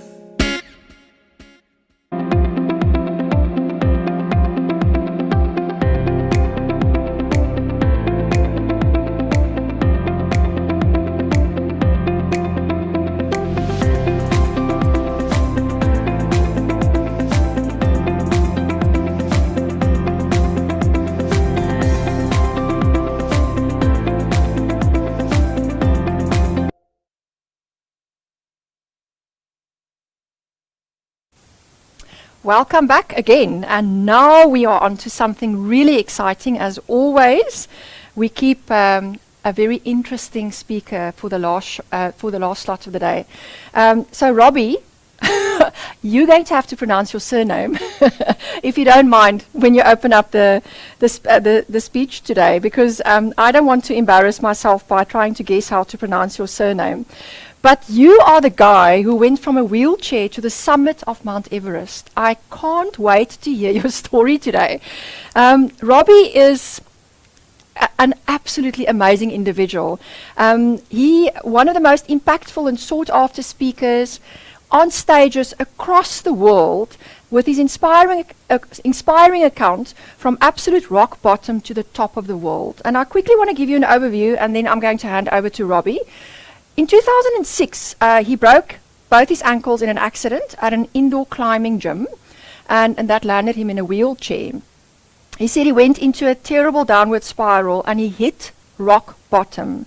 So he tells his story from starting from his descent into the darkest depths of depression and debt as he lost everything, including his will to live. And where did he end up? He ended up on the summit of Mount Everest. We are very excited about this today, Robbie, so over to you. Thank you very much. Thank you for the opportunity to be here. Let's hope everything can cooperate and we can play nicely. And let's take you into the story. Thanks again for a lovely introduction. I'd like to say not bad for a guy from Edenvale, hey? So yes, this is my story. If anyone would like to find out a little bit more, if you just scan that QR code at the bottom of the screen with your cell phone, it'll take you directly to my website. And anyone who subscribes to my mailing list will be in the running to win a signed copy of my book, but more about that later. So yes, I have to, for all the Gen Zs in the audience, I have to tell you about a trigger warning. Following presentation contains strong language as well as references to substance abuse, mental health issues, depression, self-harm, and suicide. But I guess that's what happens when you hire a motivational speaker from the East Rand, hey? So yes, please, if you've got any questions, do chuck them in the Q&A session, the section, and we can maybe check them out afterwards if there is time. But without further ado, let me take you back to my life. So the day before my accident, I was a 28-year-old self-employed advertising creative.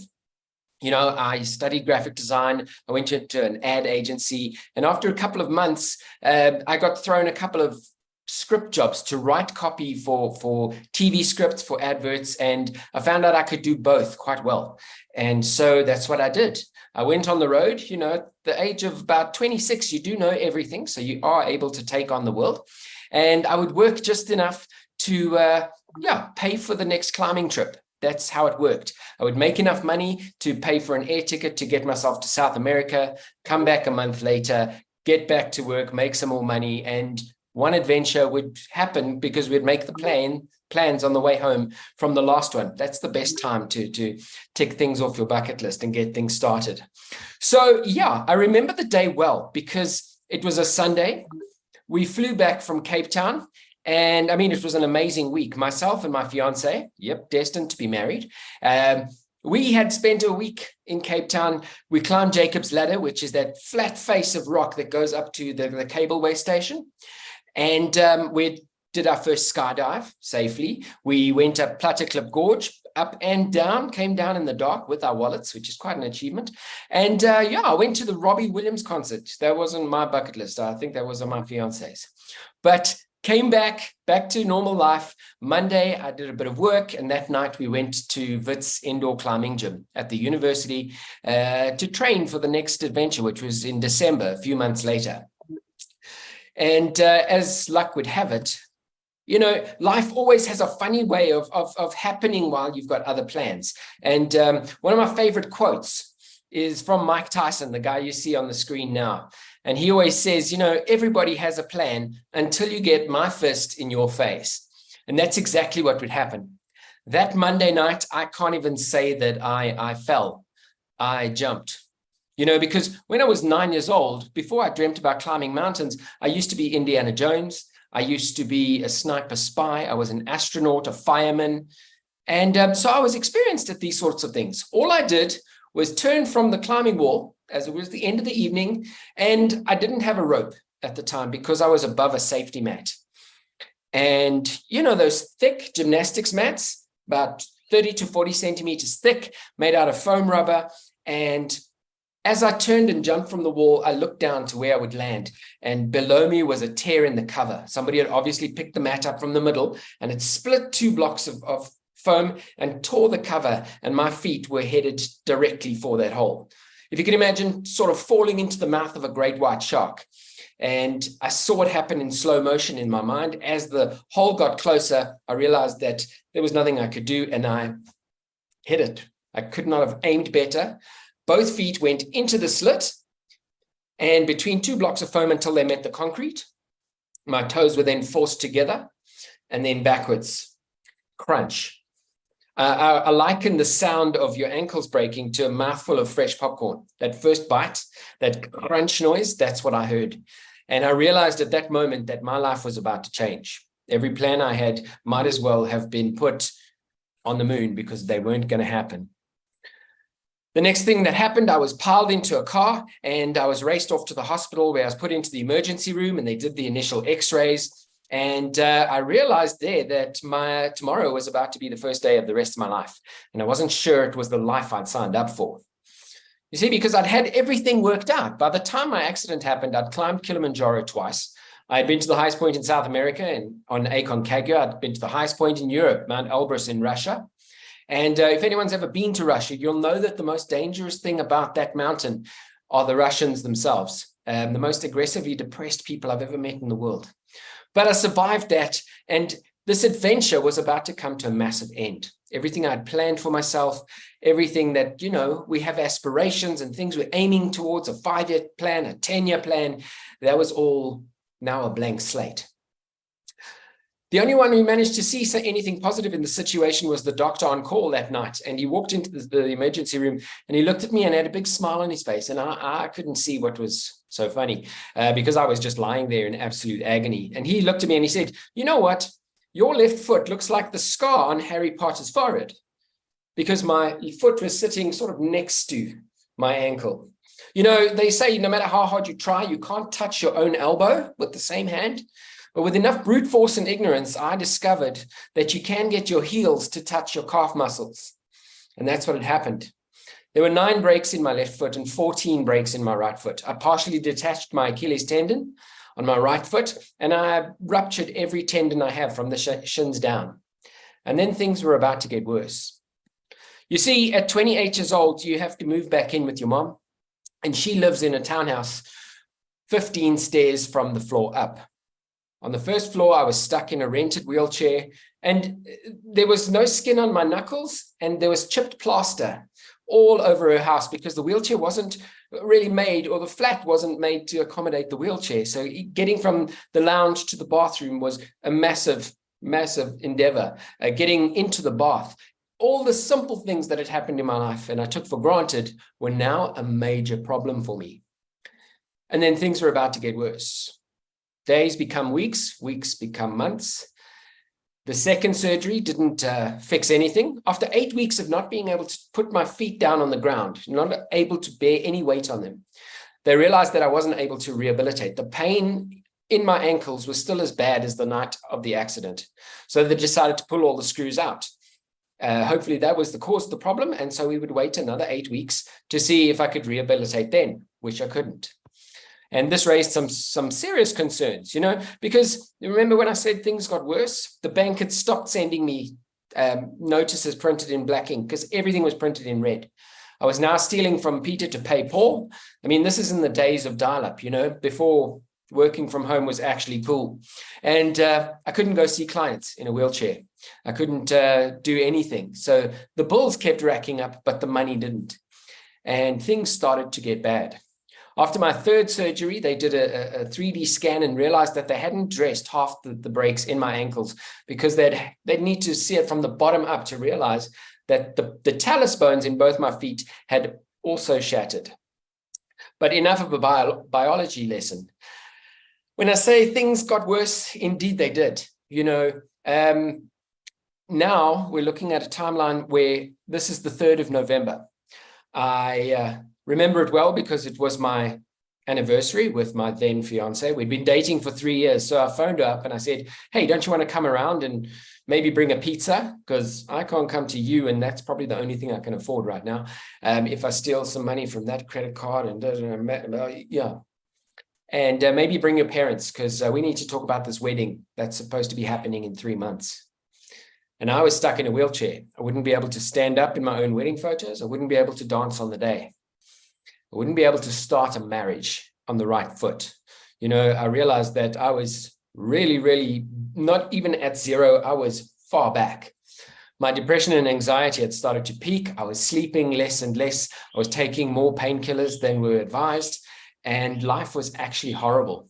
I mean, if you can imagine it for a moment, you know, every time you want to leave the house, you have to go down 15 steps on your bum. I had 2 plastic moon boots. At least I had a matching set.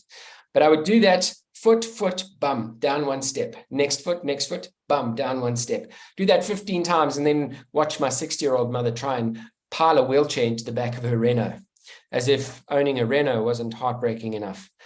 But life started to really get the best of me, and I started fearing the future. I had a fear of tomorrow. Like I said, I was losing sleep. I was just a ball of anxiety.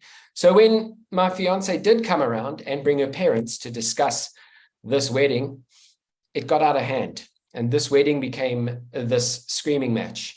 And the screaming match got completely off the hook. And things were said that could never be taken back. And in a moment of clarity, I took a deep breath and I said, stop the bus. This is it. We can't carry on with this. This is not the way forward. And ironically, her father turned to me and accused me of trying to run away. And yeah, you're allowed to laugh because, you know, wheelchair jokes. But that was sadly the last time I would ever see her and the last time I would see her parents.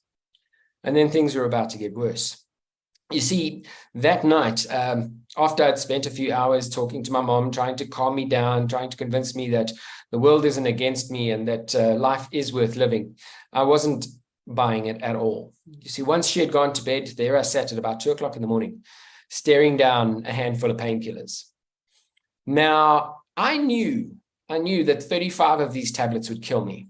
If anyone remembers Synap Forte, it was a morphine-based drug, no longer available on the shelves, and I think I might have something to do with that. But I knew that 35 of these tablets would kill me by stopping my need to breathe. It would slow my breathing reflex, and I would go unconscious and pass away. And all of this would be gone. And I also knew that my medical aid wouldn't pay for a botched suicide attempt. So what I did was I made myself a promise. I said, there have to be 70 tablets in this bottle or don't do it at all. Because the last thing I wanted to do was leave a vegetable on a heart-lung machine for my mom to look after. That wasn't on her bucket list by any means. So there I sat, counting painkillers. I knew that despite being a Springbok scout, I can tie every knot in the textbook behind my back. I knew that there's 13 turns to a hangman's noose. But sadly, I'd given all my climbing ropes to my friends who were still using them. You can't slash your wrists with a Gillette Mach 3. If anyone is considering suicide, you have to get it right the first time. You can't go halfway with something like this. I couldn't jump in the car and go buy more painkillers. That would have flagged some, let's be honest, I couldn't jump anywhere. I couldn't drink enough bleach. From the research I've been doing on the internet, apart from double below the knee amputations, I was also looking at methods of suicide. And I realized that you can't get enough bleach into your system before your automatic response is to vomit it up. So then I'd be stuck in a wheelchair with a colostomy bag. So the pills were my only way out. And so I started to count them. 51, 52, 53, 54. I didn't have access to a gun. Otherwise, that would have been a way out, but couldn't do it. 55, 56, 57. There were only 57 tablets in the bottle. So what was I to do then? If you can take a moment, just for a second, close your eyes and imagine what it must feel like to realize that you are such a failure, you can't even kill yourself. You couldn't get that right. You can't even end your own life. No matter how much it sucked, you were stuck with it. And I'll spare you the gory details, but it involved seeing professional help, psychologists, psychiatrists, being put onto appropriate medication, staying away from the painkillers for a while, and surrounding myself with the right people, with the right intent. And that was my recovery. And over the next few weeks, I was able to change the mindset I was stuck in from I don't want to heal to I want to get better. I just had to change that one little thing that I kept telling myself every day. And when I talk about wanting to get better, I'm not talking about going from a wheelchair to standing on the top of the mountain in one giant leap, because it's physically impossible. You see, I found myself in a position, which is, now that I look back at it, one of the most luckiest places to be. I found myself without a reason to live. My self-employment or business was shot. You know, clients had moved on, they'd forgotten I existed. That was months ago since they'd last heard from me. The wedding was gone. The fiance was gone. The relationship was gone. I was a failure stuck at home with my mom, with SABC 1, 2, 3, and E, not much else. And all I needed to do, when you find yourself without a reason to live, invent one. So it was around about that time that I was lucky enough to say that I had something to live for. I decided at that point in time, if I was going to give a go at this thing called life, I would give myself a goal, something really, really remarkable. And I decided I was going to climb Mount Everest. Now, a lot of people might be kind of wondering how to make that link between not being able to walk and climbing the highest mountain in the world. And I'll show you how we did that. What I did was I decided when I said I was going to be better, it was only by that much each day. Not a lot, a little bit stronger than I was yesterday, a little bit tougher, a little bit harder to kill by people's negativity, by people's expectations of what my life was going to be like, by myself and my depression. And all I had to do was get up the next day, put on some clean clothes, brush my teeth, because that had stopped happening. And guess what I would do the next day? Wake up, put on clean clothes and brush my teeth and be that much tougher than I was the day before. And I call that first time I did that, I call that day one. If we mark that day and call it day one, that was the start of climbing the highest mountain in the world. Now, I don't know who knows what about Mount Everest, but if you can hear the sort of ominous music in the background, it's quite fitting. What you're looking at are, well, the center of your screen, that black rock pyramid, that is Mount Everest, the highest point on Earth, 8,850 meters above sea level. It's the only part of the Earth that exists outside of the stratosphere that we live in. So if you want to go there, there's not enough oxygen around you to sustain human life. So it's kind of like a bring and buy, but you take your own air because it's more of a bring or die situation. Over 300 people to date have died trying to get to the top of the mountain and back. On Earth, of a population of nearly 8 billion people, only 6,500 individuals have actually climbed the mountain. And like I mentioned, those 300 that didn't make it, their bodies are littered all over the mountain. And yes, you do see them on the way up and on the way down. If to put it into perspective, just to the right of that black pyramid is another little triangle. That little triangle is called Lhotse, the fourth highest mountain in the world. Also takes close on 70 days to climb it, also above 8,000 meters. And yeah, anything higher than 8,000 meters is called the death zone because your body is not able to acclimatize. You're at an altitude. And if you saw the movie Everest on Mnet a few years ago, that movie Everest, Rob Hall says, the body is not meant to function at the cruising altitude of a jumbo jet. And he's absolutely right. The warmest it's ever been on the summit of Mount Everest is -16. So everyone in Gauteng and Cape Town who are complaining about the weather, seriously, you want to complain about plus 12 degrees? On the day I summited Mount Everest, it was a little bit colder than that. So let's get to the story. You see, this is a little introduction that they did because my expedition was filmed for Discovery Channel. It was called Everest Beyond the Limits, Season 3, and you can get hold of it on YouTube if you'd like to watch it. But in the documentary, I was described as the expedition leader's slowest, weakest climber that he'd ever had. And this is what they had to say. South African Robbie Coyerton, a climbing accident put him in a wheelchair. Doctors said he'd never climb again. Can walk, but I can't trust my own body. Managed to shatter everything, the ankle down. Can't turn my feet outward like that. It's just a bit of a mess, really. He gets a lot of pain in his ankles, like it slows him down, makes him slightly more clumsy, and all of those things together are potentially dangerous in this situation. Potentially dangerous in this situation. So, yes, it was potentially dangerous in that situation. If you want to climb Mount Everest, you need to be in the absolute best shape of your life, physically, emotionally, and mentally. To be stuck away from home for close on 3 months, living in a tent, pooping in a plastic barrel and eating out of plastic Ziploc bags, never ever get those mixed up, to go and climb a big mountain in the cold. Doesn't make a lot of sense. So you need to be really, really motivated and focused on a single goal. You see, in that little video that you saw, I was skidding backwards until the lifelines took me. The fixed lines on Everest are put up by the Sherpa, and they're the only sort of people that keep us alive up there. And if I hadn't been caught by those safety ropes, I would have taken a bit of a slide down the Lhotse face. To put it into context, what you're seeing of Lhotse there from Camp 2 to its summit is equal to the height of Table Mountain. It is absolutely massive. If you look very closely at the center point of your screen, those little yellow dots are tents for close on 60 people at a time. So it is a big, big mountain. Now, one of the things that was going to be one of my biggest obstacles to get up Mount Everest was the ice fall.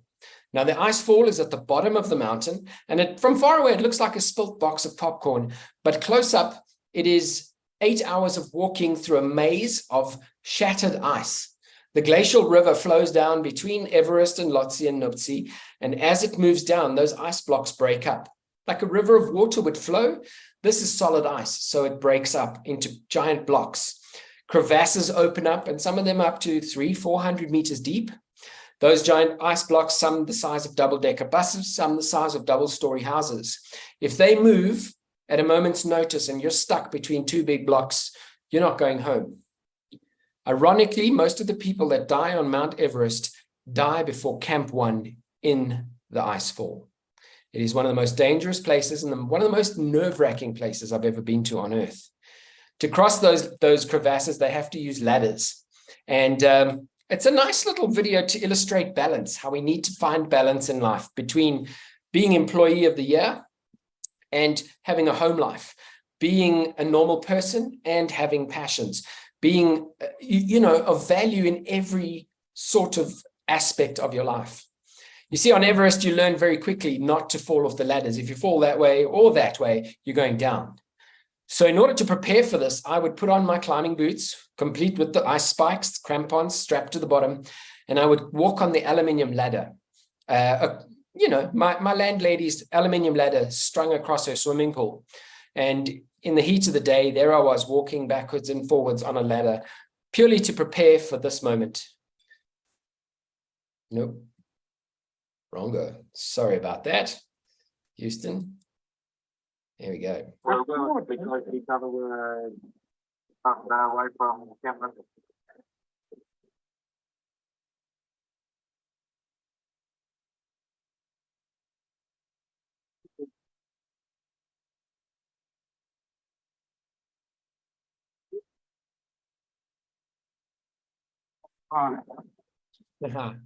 Yeah, awesome was what I said, but it wasn't really what I was thinking.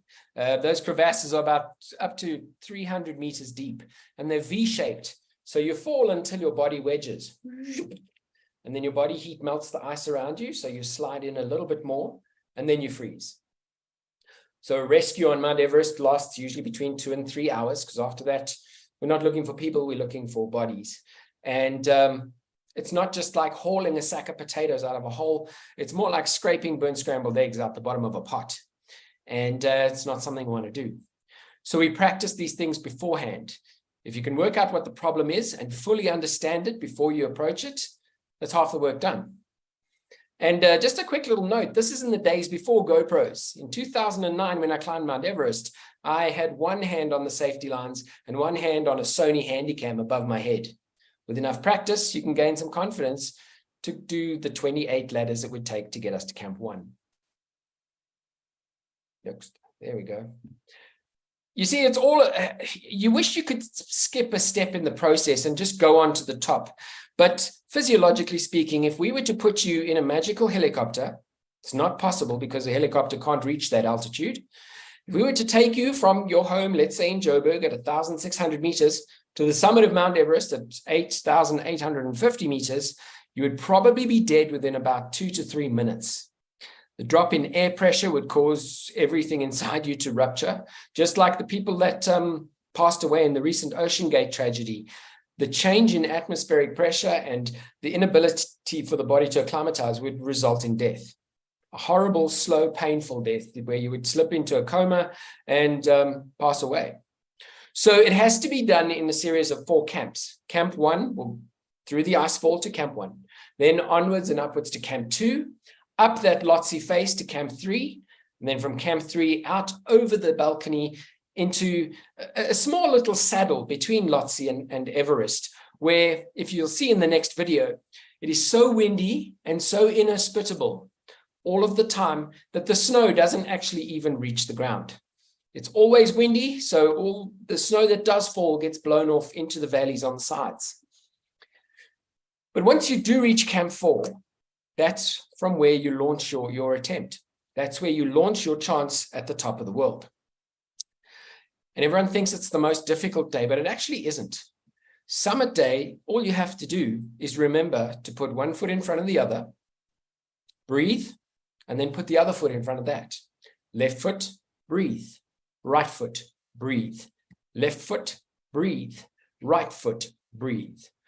So once you got out of the tent at 1 o'clock in the morning, put on your oxygen mask, your gloves, checked you had spare gloves, sunblock. I know, putting on sunblock at minus 30 degrees in the dark, it goes against every instinct you've ever had, but it's necessary to prepare for this. So you've got your gloves, your other gloves, and your spare other gloves, goggles, spare goggles, and backup sunglasses. All of these things in place. Once you've ticked and double ticked and triple checked everything on the list, you can leave for the top.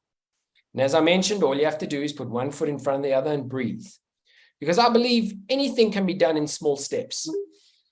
You can do anything in the right direction with the right number of steps. And I wanted to write a book called The 47,000 Step Guide to Climbing Mount Everest. But the other title was a little more catchy. And you just keep doing that. We've had those moments in our own lives where you probably relate to this, where you go, if I can get to work without bursting into tears, I'm going to be okay. If I can make it to lunchtime without having a complete nervous breakdown, we're going to be okay. And you live life in these tiny little bite-sized chunks. And that is one of the nice things about mountaineering. Despite everything happening around you, everything is completely simple. Am I warm enough? Have I had something to eat? Have I had something to drink? And am I capable of taking the next step? And that's all you need to worry about. And you continue to do that, having left the tents at 1 o'clock in the morning.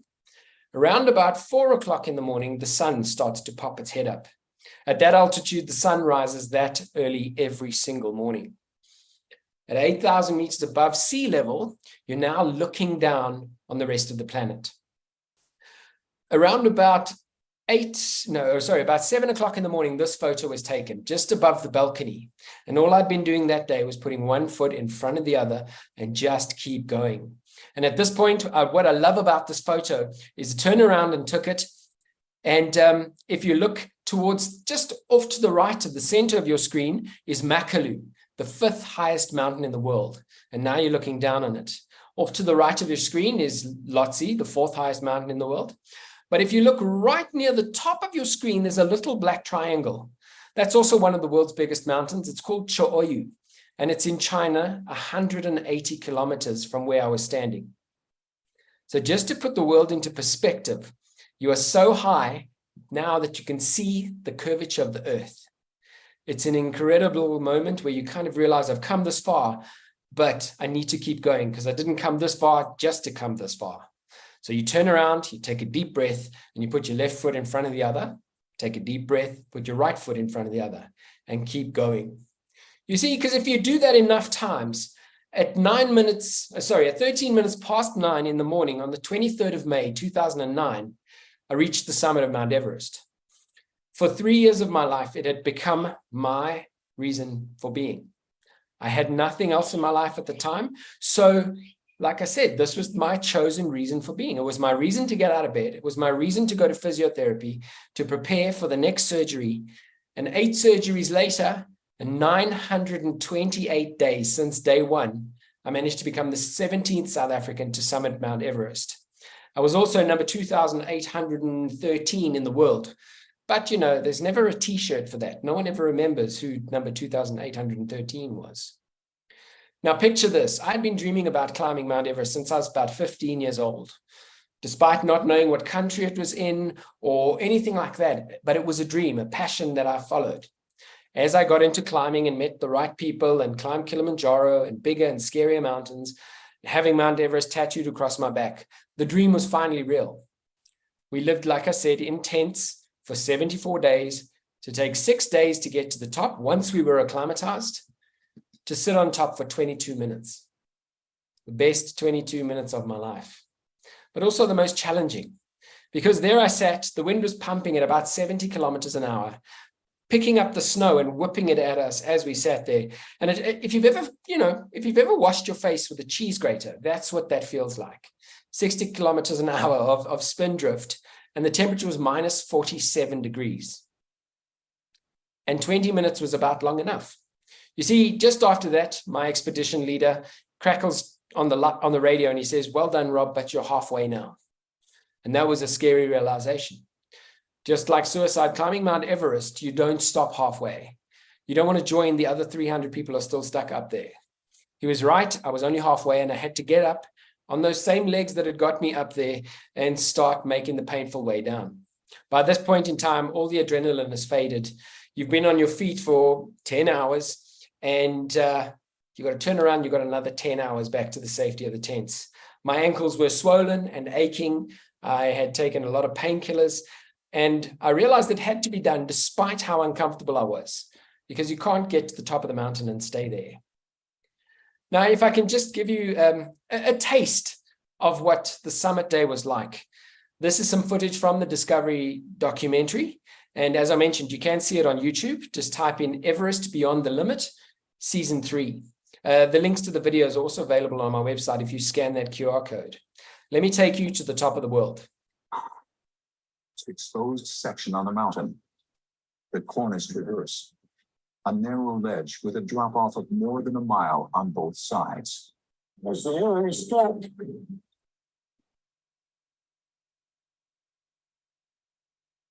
metal pins in Robbie's ankles can barely take the impact of his crampons scraping against bare rock. The amount of pain that's going to be involved for me to get to the summit is considerable. And I fear if I get to the top, I'm just hoping my feet will hold it together long enough to get me down.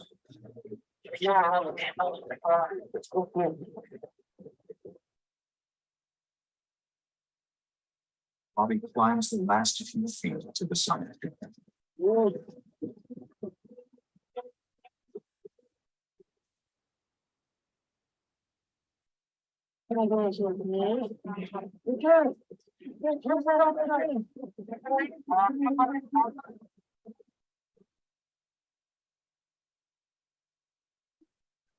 just over the moon, 2.5 years project.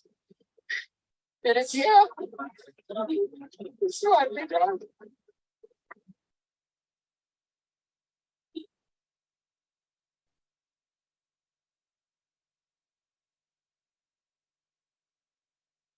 Crazy couple of minutes there. Like I said, the best 22 minutes of my life, and that was me at my most successful. But it would also start a whole new can of worms for me, because life starts the moment you turn your back on the summit and you start walking down and the questions hit you. You've just climbed the highest mountain in the world, but what does it mean? If I can put it into what I call the 6 S's, I went from a state of survival where I was just making it to the next day. I lived from painkiller to painkiller. Nowadays, we find ourselves in a place where, you live from cell phone charge to cell phone charge, paycheck to paycheck. You're stuck in the same car, in the same traffic to get to the same job, to do the same thing, to make the same money, to pay the same bills. And we just keep going and going. And that's a state of survival. And it's not at all worth it. You're of no use to anyone else. If you think of a survival situation, you get tunnel vision, because where you are right now, if that place was on fire, you'd be worried about 3 things and 3 things only: me, myself, and iPhone. As long as you've got that, you can be out the door in no time. But I joke, in a state of survival and you have those blinkers on, you're of absolutely no use to anybody.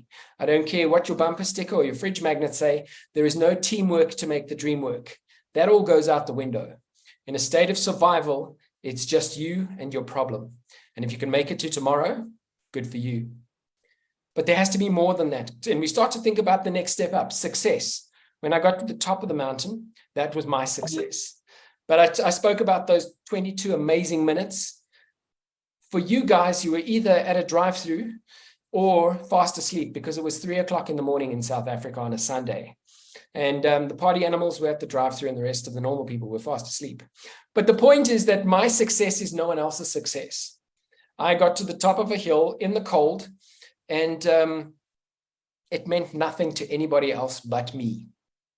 So there had to be something more. And that's what this face that you're seeing right now is thinking. There's got to be something more. So here's the question. Is it possible to be so successful that you can make other people care about it? Tough one to answer, and it would take me a while to figure it out. For me, I didn't have the 900,000 Rand it would take to climb Mount Everest. And it's more expensive nowadays. If anyone is wanting to go, you're in for about 1.5 million. You know, you could go camping for 2 months, or you could buy a 2-bedroom apartment. Yeah, it was an expensive trip, and I didn't have that money considering how badly off I was financially.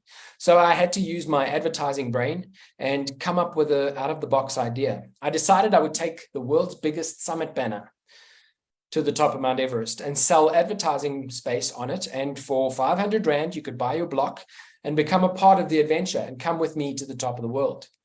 And that worked really well. And people from all over the place started to support it. They believed the dream. I saw company logos. We had people proposing, schools, pharmaceutical companies, personal stories, people that had been lost to cancer, all buying blocks to have something to say from the top of the world. And as luck would have it, somebody heard about my story, and they were from one of South Africa's biggest banks, the big green giant. And the phone call went like this. Hi, how much money are you actually looking for? And I said, oh, you know, $45,000. And the phone went silent for a little bit. And I thought, sheesh, if this guy buys 2 blocks, I will have doubled my money, because at the time I only had 2 blocks sold, thanks to my mom. And the next thing he said was, okay, the money will probably be in your account by the end of the month, but I'll phone you on Monday to just clear up the details. And that happened. Nedbank sponsored my hard costs, so I was able to continue to selling space on the banner, because I didn't need the money, but I still had the platform. So we continued to sell blocks. And the step up from success was when I pulled that banner out of my bag on the summit, because people believing in me and supporting a cause, we were able to donate close on 100,000 Rand to CHOC to pay for young children with a disease they didn't ask for, facing a mountain much more scary than Everest. All of a sudden, what I was able to do, and the platform I had, was able to influence others for the better. And that was the realization of significance. If you can do what you do, whatever you're good at, whether it's playing rugby or your day job, or if you're a dentist, whatever it is, if you're able to do that to improve the lives of others around you, that is significant. And that is the only way you can be successful enough to make other people care. And then I started to really worry about the details, because, you know, is it possible to be happy and successful? Are the two perfectly linked? Because that's a question for you guys to answer on your own, because that's me at my most successful. This is returning from the summit, and a photo taken in base camp showing that happiness and success aren't hand in hand all the time. I don't look particularly happy, especially seeing I would lose that skin on my forehead as well as on my cheeks. And yeah, life just got awesome from there onwards. In my research to find out what more and to rebuild a life worth living for, I came across this movie that was released at the time, The Bucket List. And the whole point of the movie is people living this list of things to do before they die to, you know, find meaning and find joy in life. And I liked the idea, but I wanted to turn it on its head. So I said, instead of a list of things to do before you kick the bucket, what about a list of things to do to really start living? Now, if you don't have a bucket list, I suggest you get one. You need a travel bucket list. You need a relationship bucket list. That's all the hard stuff, like, I don't know, pick up the phone and end an argument that's been going on for 5 years. Make an apology, say you're sorry, fix something. Travel bucket list, the world is an amazing place. I've been to 36 countries and I haven't found one I don't like yet. Russia, but still. And it's not because I love airline food. I also have a wildlife bucket list. A number of animals I'd like to see in their native habitats, like polar bears, grizzly bears, howler monkeys, And yeah, the list goes on. Whatever list you have, make one and use it to start finding what makes you tick. You know that idea of ticking?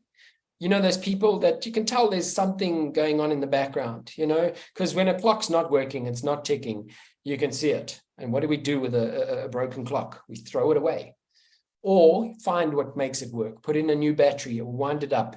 Because when that clock is ticking, you'll see it on the face. You'll hear something going on in the background. And you'll also be able to take it a step deeper. Every little cog and spring inside that clock is doing what it was meant to do, what it was put on earth to do. Now, we spoke quickly about bucket lists. Let me chat to you about a chucket list. You know, in between being a ninja and Indiana Jones and all of those things, when Robbie was a teenager, he also wanted to play basketball for the NBA. And sadly, online talks, it doesn't get the point across very well, but in real life, I'm so short, you can actually see my feet in some of my passport photos. So at some point in time, I had to let go of that and reach for another dream. So often in life, we're so busy holding on to what we already have, we can't make room for anything better. It was when I put the basketball down and took the posters off my wall and tried something new that I realized I enjoyed the outdoors and rock climbing and climbing big mountains. And that took me on a completely different path. Had I not done that, I would be 45 years old, probably still living with my mother, the most unhappy, unsuccessful NBA player of all time. So what's on your chucket list? And I'll help you out. The first thing on your chucket list needs to be the word can't. You see, 2 years after climbing Mount Everest, I entered the Ironman for the sole purpose of the doctor who did my 8th surgery said, you know, you can't run anymore and you can't climb mountains. And he was a Polish doctor. So just imagine what the word can't must sound like when a Polish person says it. So I entered the Ironman, 3.8K swim, 180K cycle, and a 42K run. And I didn't win it. In fact, I barely finished. I finished with 2 hours before cutoff and just 8 hours after the winner. But all I had to do on the day was remember to put one foot in front of the other and keep breathing. So what are those things that you tell yourself you can't do, but you're actually just too scared to try? Get rid of the word can't, break some comfort zones, get out there and make your own limitations, because you never know what is possible. So that's just my story. That's what happened to me. And I hope, if anything, I've just inspired you guys and put some questions in your head that you can start to think about where to from here. What next? You see, when you reach the bottom of a hole, you have to realize, stop digging and start climbing your way out. Make a list of things that you can start to live for. And one day, I can assure you, you'll be able to stop and look back at the certificates and the scars. You can look back at the trophies and the metal screws that used to hold your feet together. And you realize that you weren't just doing something, you were being something.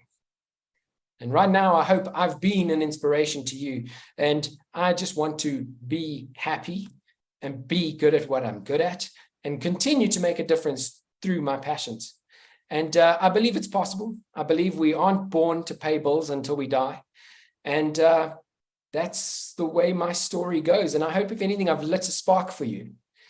And if you'd like to find out a little bit more about me, that's my name. If you throw it into Google, it'll take you to all of my social channels. And you can get hold of me via my website if you'd like to chat, coaching sessions. I speak at conferences and events now. I've had the pleasure of speaking to 85,000 people. I counted them. No, I've had the pleasure of speaking to close on 85,000 people on 5 of the continents in 8 different countries with a story of falling down and getting back up again. And it sounds impressive, but my greatest achievement to date was a woman who came to me last year after a talk, and she said, thank you, because of your story, I chose not to give up. And so that's what I got to do. If you can do something you're good at and make the world better for someone else, that's your duty and your calling. And I wish you all the very best of luck. And I look forward to hearing from you. Please get in touch.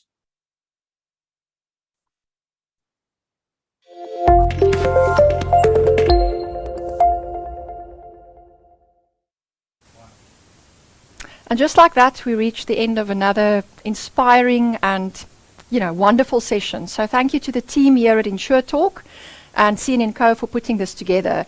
Robbie, we really enjoyed that. I mean, I really walked away with a feeling really inspired from from hearing your story.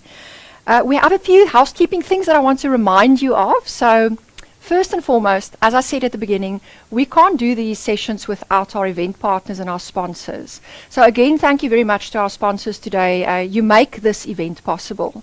I also want to talk to you about InsureTalk Live. That's in October. I can't wait because it would be so great to have actual humans on the other side of this camera. So the team at InsureTalk is running an early bird special, so you can still get a nice discount if you register before the end of July. Only 1/3 of the event is actually going to be in person. So if you don't move quickly, you won't be able to come and network with us and get together in person. So please go online and make sure to register. And talking about online, the InsureTalk website is also up and running, where you have everything in one place. So you can go and book your events, attending the events, your CPD certificates are there. It's a beautiful site and wonderful to navigate. So please go onto InsureTalk.co.za and go and register. And then the best for last. So Robbie made 2 copies of his book available, and the team here at InsureTalk will be in contact with 2 of our viewers today, and you will be winning one of these wonderful books that Robbie spoke about. So almost the end of the session, I want to finish off by saying thank you for joining us again today. As I said, it's been a year for me, and it's just been the most incredible experience. To think that I get to talk to 3,000 people each month is fantastic. I want to thank the team at InsureTalk, to Carl and the rest of the organization at CN&CO. Thank you for having me. And then I want to wish them all of the best of luck for this massive event that's waiting for us at Sun City. Llewellyn is the man behind all of this. He makes it happen. It looks like it's all seamless, but it takes so much work. And I take my hat off to you for doing what you do to make sure that we as an industry are properly entertained and given an opportunity to network and grow. So all of the best to you. I hope you have so much fun. Thank you.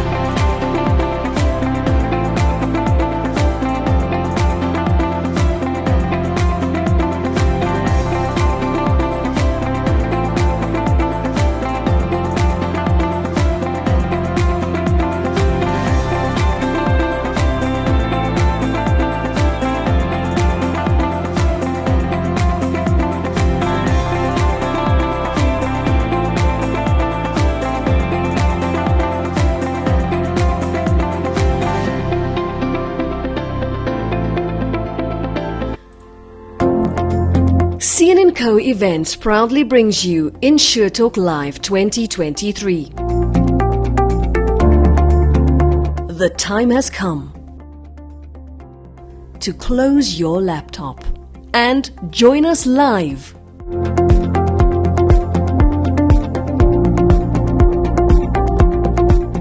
Network with industry leaders and influencers.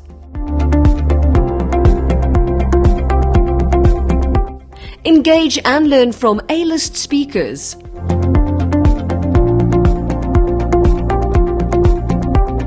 Interact with top exhibitors.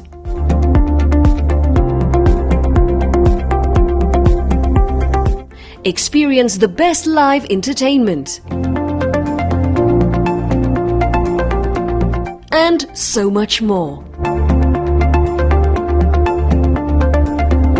Register today. Visit cnncoevents.com.